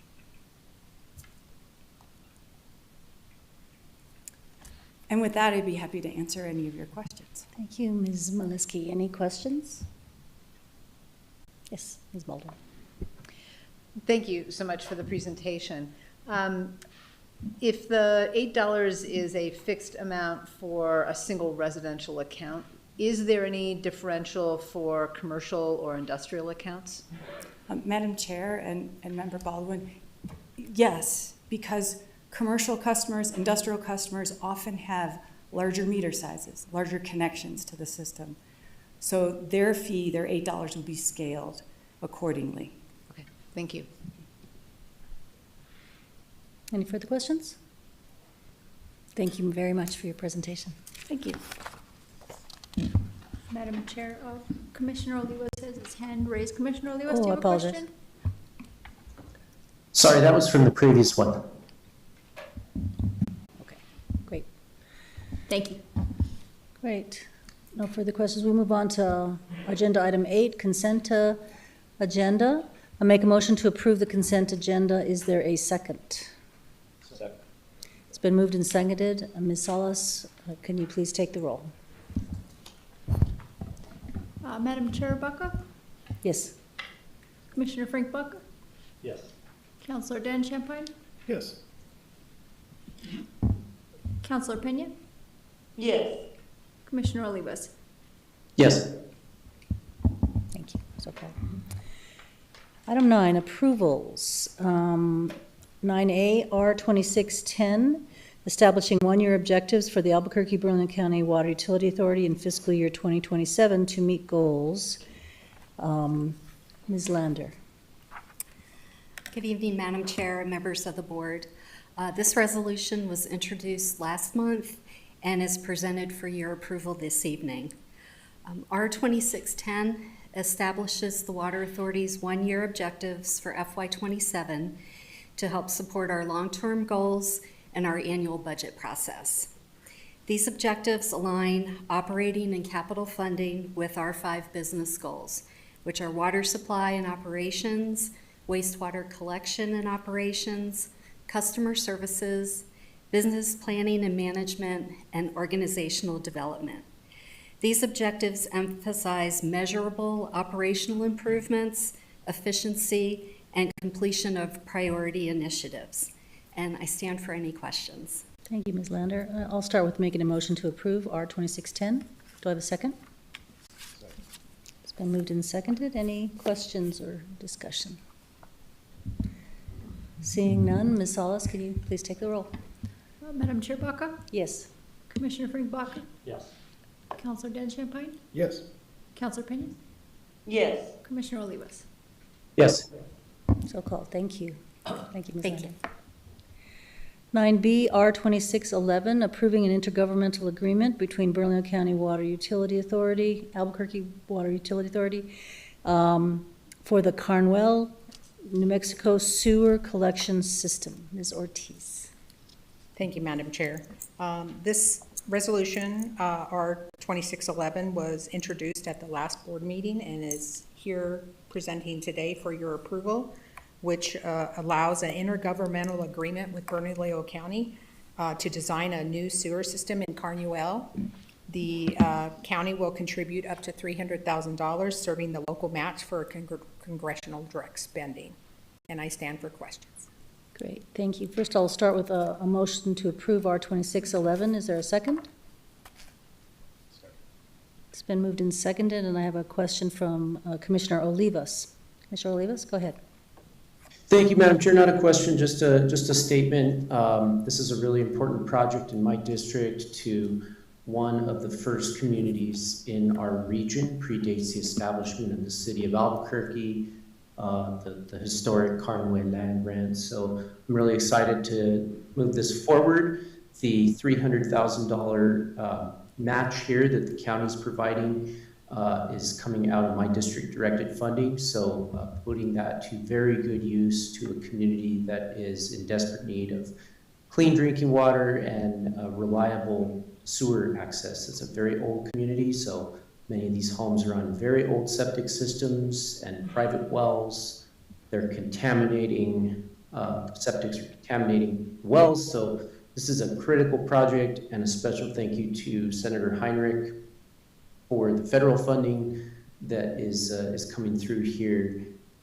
It's about $1.5 million that will then leverage the $300,000 with. So I think this is a great investment, and I appreciate the water utility for making it happen. Thank you, Commissioner. Any other questions? Vice Chair Champagne. Thank you, Madam Chair. Just out of curiosity, when we're talking, with the last subject of the $8, and if we approve this, are they subject to that $8 as well? Even though they're not a resident of the city but they're in the county, correct? They're part of the service area, Okay, so so they that would be okay. affected, yes. Okay, perfect, thank you. Thank you, Madam Chair. Any other comments? Ms. Salas, please take the roll. Madam Chair Baca? Yes. Commissioner Frank Baca? Yes. Counselor Champagne? Yes. Counselor Pena? Yes. Commissioner Olivas? Yes. Thank you. It passes. Item C, R 2612, authorizing the executive director to enter into an agreement with the Village of Los Ranchos de Albuquerque for the lease of San Juan Chama Project surface water for irrigation at the Larry P. Abraham Agri-Nature Center. Good evening, Madam Chair, members of the board.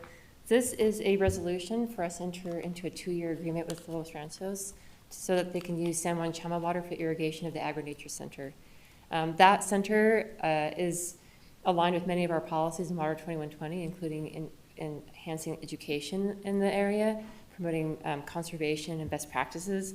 In fact, my kids went to the center for Explore Science Camp last summer. So it's just to help fill a water need gap for the next 2 years, and I stand for any questions. First, I'll make a motion to approve R 2612. Do I have a second? Thank you. Any questions or comments? Yes, Ms. Baldwin. Madam Chair. Ms. Baldwin first, and then Commissioner Olivas. So, thank you. And while I know this is directly providing support for the Village of Los Ranchos as we are in this tight situation, we are actively pursuing water rights. In fact, last night at the Board of Trustees meeting, we entered into an agreement for the mayor to negotiate on securing sort of those types of pre-1907 water rights. So this is something that we take seriously, but we are deeply appreciative of this arrangement, of this collaboration to help preserve one of the true gems of the North Valley and New Mexico in general.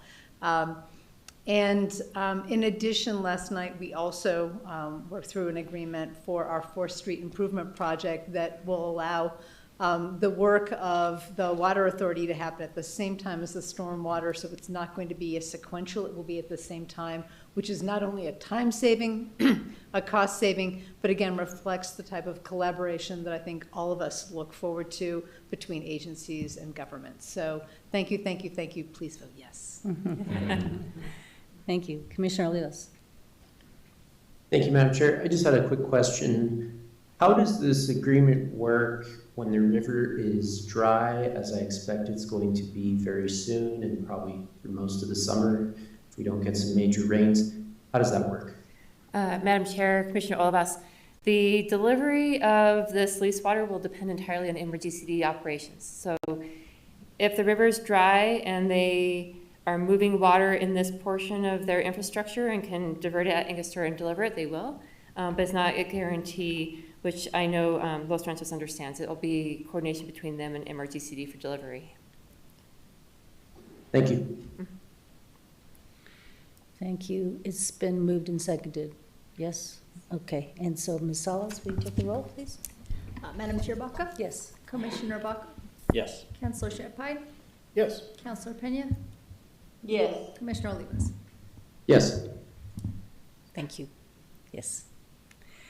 Item D, R 2613, authorizing the executive director to enter into an agreement with the plaintiffs in Rio Grande Silvery Minnow versus Key, 99 CV 1320 JP RHS DNM, sorry, for environmental pool storage space in Abiquiu Reservoir. Yes, Ms. thank Agnew. you. Madam Chair, members of the board, I know a few of you are familiar with these. We've had a series of agreements I've brought forward for your approval for storage in Abiquiu Reservoir. This is just the latest of many, and is a continuation of an agreement we've had for the past 10 years. One of the things that happened is when we brought the surface water plant online, we worked with NGOs to negotiate a settlement to ensure that we were minimizing our impact on species in the river.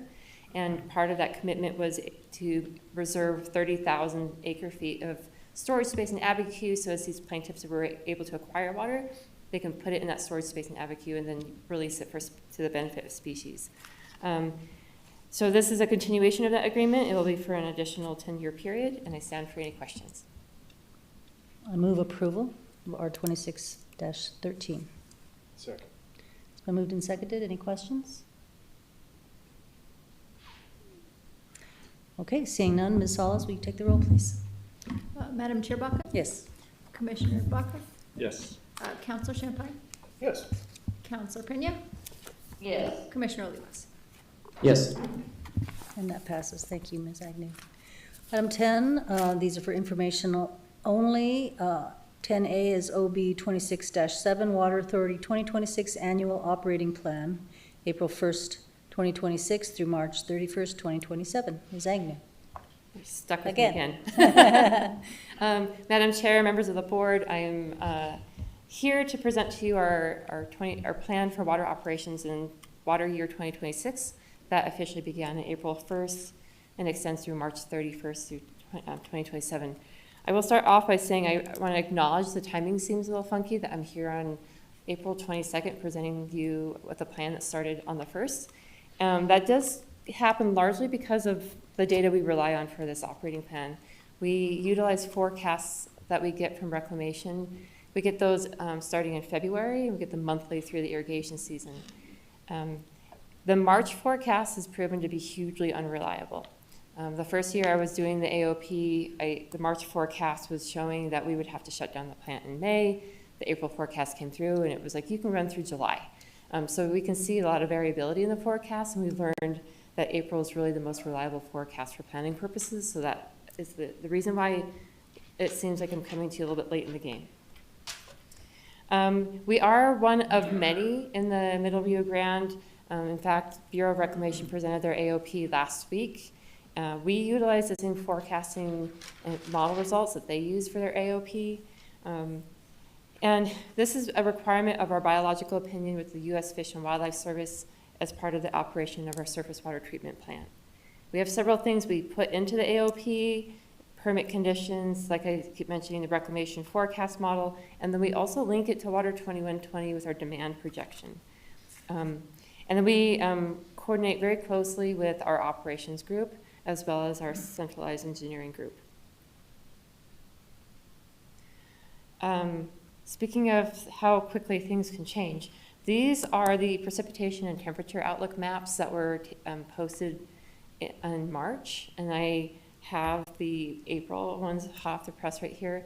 And so some of the things I'd like to highlight is that the forecast is actually showing that we have favorable monsoon conditions, and we're seeing that those monsoons could start in their normal time frame of June and extend through September. So that is some promising news. We're even seeing in the next 14-day outlook above normal conditions for precipitation here in our part of New Mexico, and actually cooler than normal temperatures for the next 14 days, which is promising. That does change as we look further out. May in general is looking warmer than normal, but we are showing equal chances to above normal chances for precipitation in May. But this slide is just to show that even in the March forecast, we're seeing above normal conditions across the state of New Mexico for that July, August, and September timeframe. I also want to touch on the super El Nino that you hear a lot in the news. It is exciting to hear about. I personally hear the word super and it makes me worried. But really what I want to emphasize is that El Nino doesn't actually have any correlation with monsoon patterns. So that monsoon for us is going to be disconnected from El Nino, but what it does show is that we're seeing, and super is implying that we have higher likelihood of seeing El Nino impacts, which for us means colder, wetter winter. So we have a 90% chance of El Nino for the winter of 2026, and we'll keep an eye on how those models update as we get closer to the start of 2027. So there's a little sliver of good news in terms of precipitation outlook. Conditions 12 and 13 of our surface water permit with the state engineer's office is really what we hone in on for the AOP. And that sets forth some curtailment requirements based on natural flows at Central and also at Alameda Gauge. Those get plugged into our AOP planning so that we are in compliance with our permit. We also have some just operational things that we plug into the AOP. For example, the AOP will never reflect zero groundwater pumping. That's not realistic for our system. We have to maintain a minimum amount of groundwater pumping just to keep those wells active and ready to use. In the event that the surface water plant needs to stop operation for whatever reason for like 2 weeks, we need to be able to be fully redundant with our groundwater system. We also need to keep our wells active so that they're ready to come online quickly as we ramp down the plant in years like this. We also plan for reuse, so we have our south side reuse system that we plan for. We have our north non-potable, which is actually diverting surface water at the Alameda pump station and pumping it up for irrigation along like Bloom Fiesta Park and up near the Arroyo del Oso golf course. We planned for ASR as well in the AOP in terms of quantities of water we know we'll be using for recharge. So we'll just do a little bit of a flashback. We'll look back into 2025, what the AOP projected, how we actually performed. And then a couple of things I'd like to highlight on this slide. In general, the AOP was projecting the same, like our demand, our actual demand and our projected demand were pretty close to each other. And the areas where we had the highest gap were in our highest demand months, for example, of June, July, where we, in the AOP, in that kind of faded bar, we're showing that we would have a demand about 2,000 acre feet greater than what we realized, as you can see in that more solid colored bar. Blue in this chart is our surface water use, and green is our groundwater use. And so you can see in June that the AOP was projecting that we would have no surface water supply. We anticipated shutting down the plant at the end of May. We were actually able to run the plant until June 21st last year. So we based, the AOP says, here's what we think our plan is going to be, and then we base our actual operations on conditions real time. But an area where we differed quite a bit is in October. We thought we could bring the plant online sooner in October and have more surface water than we were able to do in reality. We came back online on October 28th. And then on the right is showing, again, blue is surface water, green is groundwater, so you can see how that's varied over time with a black line showing months that the plant was off.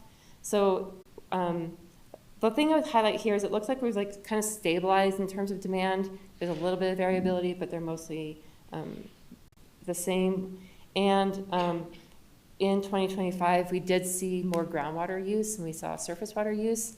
And the factors behind that are starting in October, like at the end of October instead of middle of October. And then also it was one of the hottest years, summers on record. So we had a lot of demand in those peak demand months.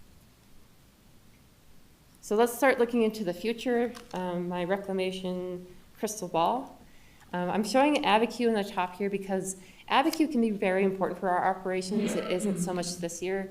If ABAQ goes into flood control operations, for example, we're unable to get our San Juan Chama water. And so we have to anticipate that and come up with an alternate setup with the state engineer. Unfortunately, this year we didn't come anywhere close to flood control.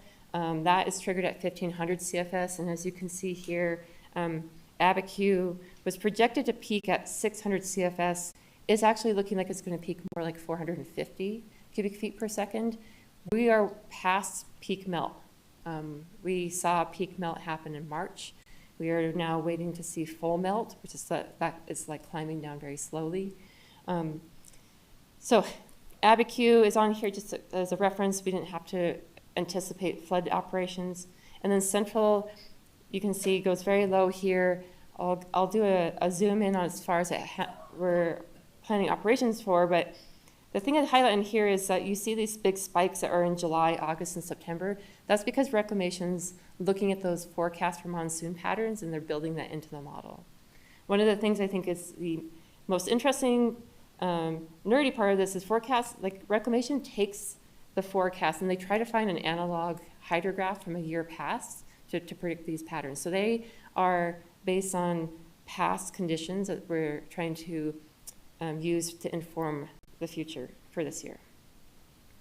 And then San Juan Chama, as Norm mentioned, last year was the lowest delivery of San Juan Chama ever.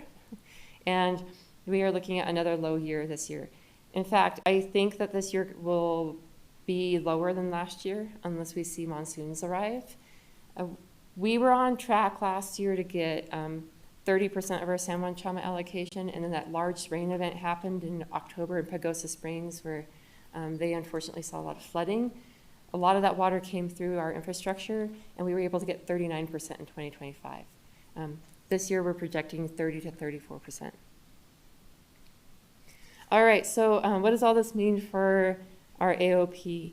Well, on this chart, the dashed line is showing you that forecast hydrograph from reclamation. The black, darker blue line is showing you what our actual observed conditions have been so far. And the hydrograph, based purely on the hydrograph and the forecast, we would shut down the plant tomorrow. And we would try to resume operation in the middle of October. I will say that standing here today, we are running, and we will be meeting tomorrow to discuss our operation through the weekend. And we are doing our very best to run as long as we possibly can. It's a very uncertain flow regime to try to predict to operate our plant. Just as I was sitting to come up, the alert I got said that the flows were 168 cubic feet per second at Central. So we are getting close to that 130 CFS threshold. But we are coordinating very closely with MRGCD Reclamation, and we are actually currently over-releasing more San Juan Chama water than we need for diversion to help keep flows stable to allow us to divert. So in summary, the AOP, we're projecting no surface water in May through September, and we anticipate bringing the plant back online in mid-October. You can see how this looks as a breakdown of percent surface water to percent groundwater. Those months that have funky percentages, so May says 0.2%, that's counting that San Juan Chama water that we're diverting at the pump station, because that is surface water we're using for irrigation on the North Nile potable. Why isn't it 100%? We anticipate the Rio Grande going dry in Albuquerque in May.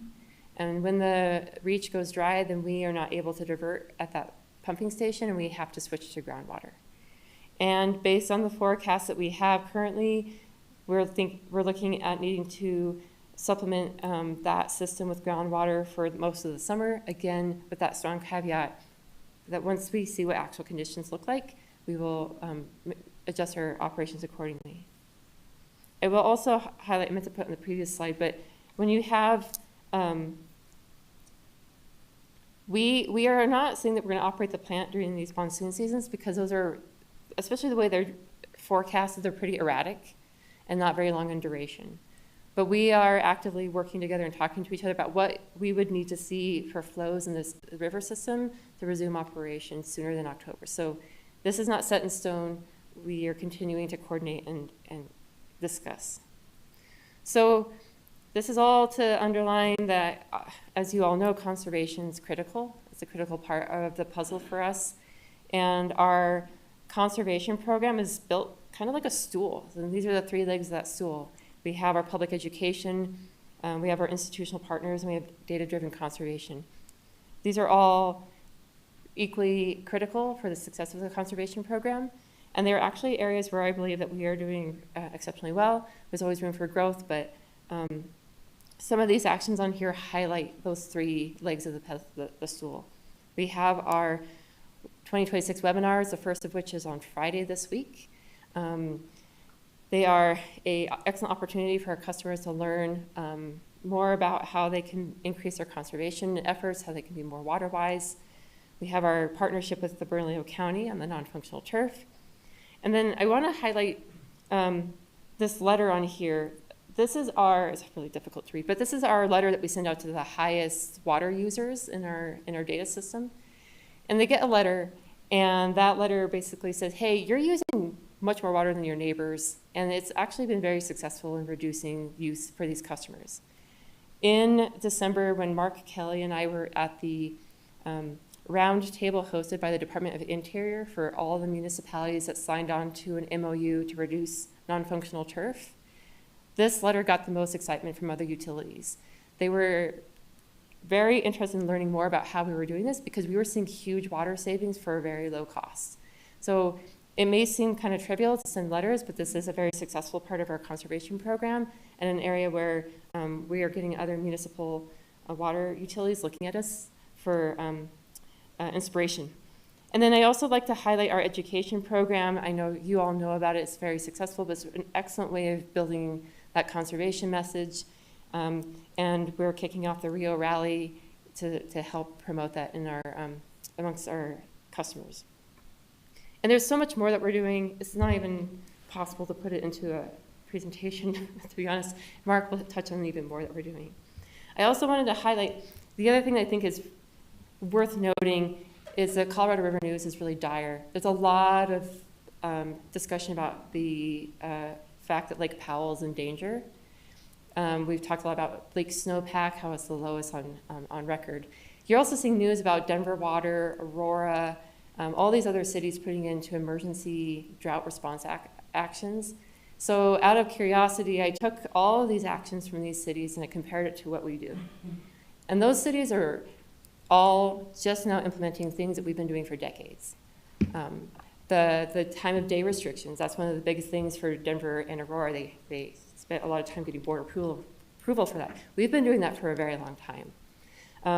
Limiting that, our 1, 2, 3, 2, 1 is a concept that we've had for a long time. That's just beginning to be implemented by these entities as well. So there are some foundations, like under that stool even, that we've been doing for a while that others are just starting to look to and implement.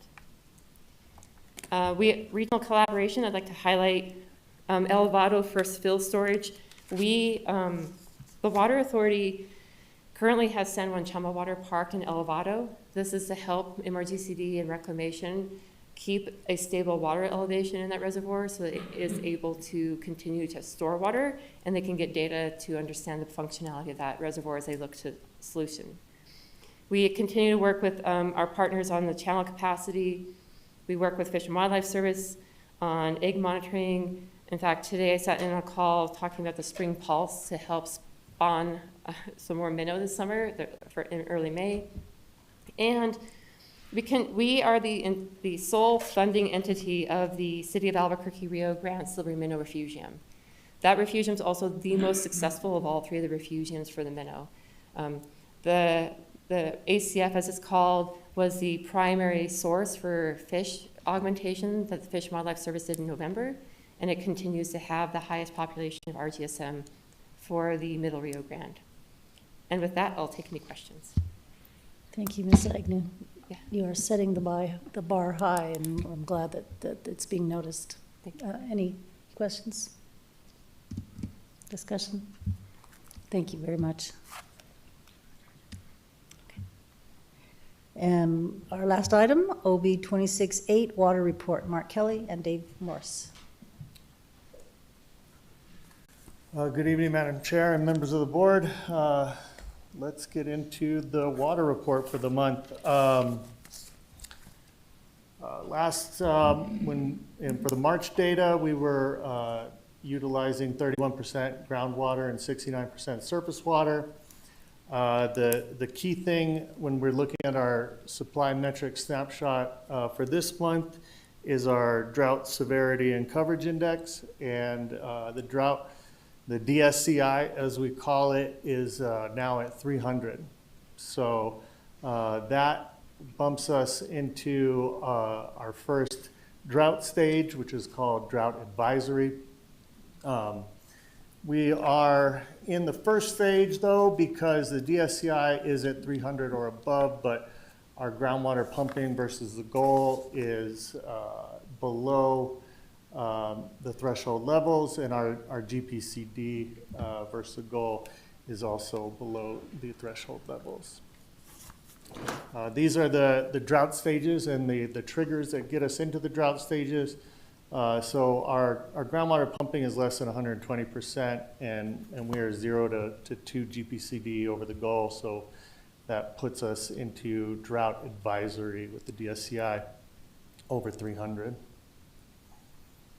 We do have in our water resources drought management plan the decision matrix for determining the various drought stages. And the various drought stages do have measures that are associated with them. And for drought advisory, we are going to increase public education. We have started with our Drought Smart rebate classes for customers. We're updating conservation guidelines using data.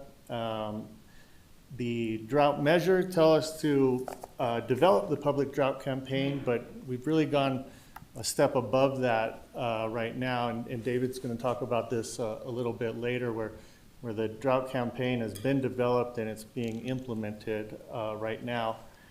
And we're also looking at our monthly triggers, but another additional things that we're planning on doing is engaging our customers in customer conversations before the end of the fiscal year, where we'll be talking about things like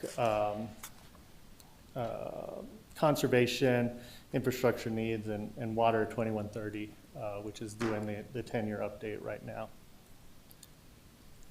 In terms of our looking at the temperature and precipitation, like Diane mentioned, in late March, we had some record-breaking days in terms of high temperatures. Although the accumulated precipitation has been near normal since January 1st for Albuquerque, we are still in the drought advisory. When we look at the next 3 months, things are likely to be above for temperature and a little bit likely to be below normal precipitation.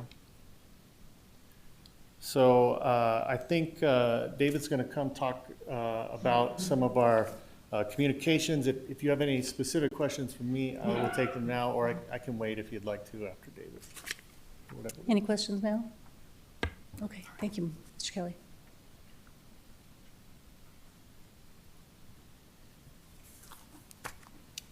Mr. Morris. Good evening, members of the board,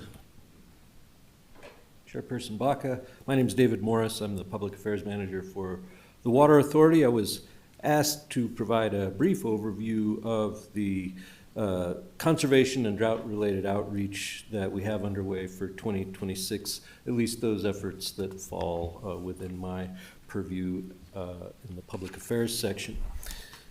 So we kicked off the year, we'll go back to January, we kicked off the year with our big printed pieces for the year, which included our conservation calendar, which goes mainly neighborhood associations and community centers, contains all kinds of good conservation tips month by month. And we did a new direct mail piece this year, which consisted of an annual report to all of our residential customers, which did include information about our conservation rebate program for those folks. In March, looking at the first day of spring as our sort of hook for this, we did a kickoff event with kids at Monte Vista Elementary School for the media, placed a conservation op-ed in the Journal reminding folks to water by the numbers, and did an ad in the publication known as The Paper for their gardening issue. And we also had bill inserts reminding customers about our Xeriscape rebates and the Home Connect system for water, for monitoring home water use. This month we started our spring ad campaign in earnest with what we call a drought enhancement message on all or most of the communications. We did a refreshed look this year for the Water by the Numbers program, which asks folks to water 1 day a week in March, 2 days per week in April and May, 3 days a week in the summer, and then ramp down again in the fall. So we're supporting that right now with outdoor billboards, along with bill inserts, and we did also do our usual time of day restrictions news release on April 1st. And in May, we'll be highlighting rebate rebate programs and the Water by the Numbers program ad in Albuquerque, the magazine. If drought conditions persist, we'll plan to do an insert this summer in the Albuquerque Journal. We've done these in the past. You can see on the slide there, one from, I think that one was from 2021. And with the new budget year, we'll be able to add TV and radio to our advertising mix with continued emphasis on Water by the Numbers and also our rebate programs. Notices on social media, of course, are going on year-round. And as Trustee Baldwin mentioned earlier, she has arranged for us to have a conservation feature in the Village Vision for Los Ranchos. As far as our spending on conservation communications, typically in a drought year, part of the drought plan requires essentially that we invest more in outreach regarding drought. And typically in a drought year, we'll spend about 30% more on communications around that during the watering season. And as I mentioned before, all our communications during a drought contain a drought enhancement, if you will, just reminding folks, hey, this is a special situation. It's not just dry, it is indeed a drought. So that's a quick overview, and I would stand for any questions. Mark would be happy to come back up if you had any for him. Thank you, Mr. Morris. Any questions? I I do, Madam Chair. really appreciate what you both are doing, and I really appreciate this presentation. Yes, Commissioner Olivas. Thank you, Madam Chair. Just really quickly, I wanted to just comment in my line of work, landscaping, plumbing. We've recently taken up a couple of new accounts, and I've noticed this every time we pick up new accounts and we look at the irrigation timers, the scheduling of the folks that were before us. I'm always extremely disappointed in what I see. And so, as you know, those strategies all sound great, but I think there's a lot of easy wins. Well, I won't say they're easy, but there's a lot of wins available if we can better educate the landscaping professionals, especially targeting some of the really big companies that have a lot of properties that they service. Because I can just tell you, almost universally, when we open up one of their timers, they're watering not just every day, but in many cases, multiple times per day.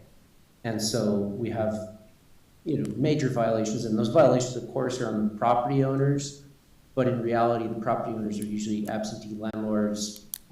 They're, out of state, out of mind, but, they have companies maintaining them, and because these companies don't want to actually go in and make repairs to the systems, they irrigate with this high frequency, low duration scheduling that there's all kinds of reasons why that's bad. But anyway, I just really wanted to suggest that kind of targeted outreach to the industry, I think, could be really effective in helping better manage water use and landscapes at the same time. And Madam Chair and Commissioner Olivas, we do have a program that does reach out to the landscaping contracting community called the Water Smart Academy, where we offer free training courses for landscape professionals to teach them about some of the best management practices for watering smart. That being said, that has been always an issue with trying to get attendance at those trainings from different contractors, but also, a lot of turnover in the industry has kind of hurt where you train people and then they leave. So it is something that we are working on improving, but it is something that we have seen as an issue as well. Thank you, Mr. Thank Kelly. you. Any other questions? Seeing none, this meeting is adjourned. Thank you.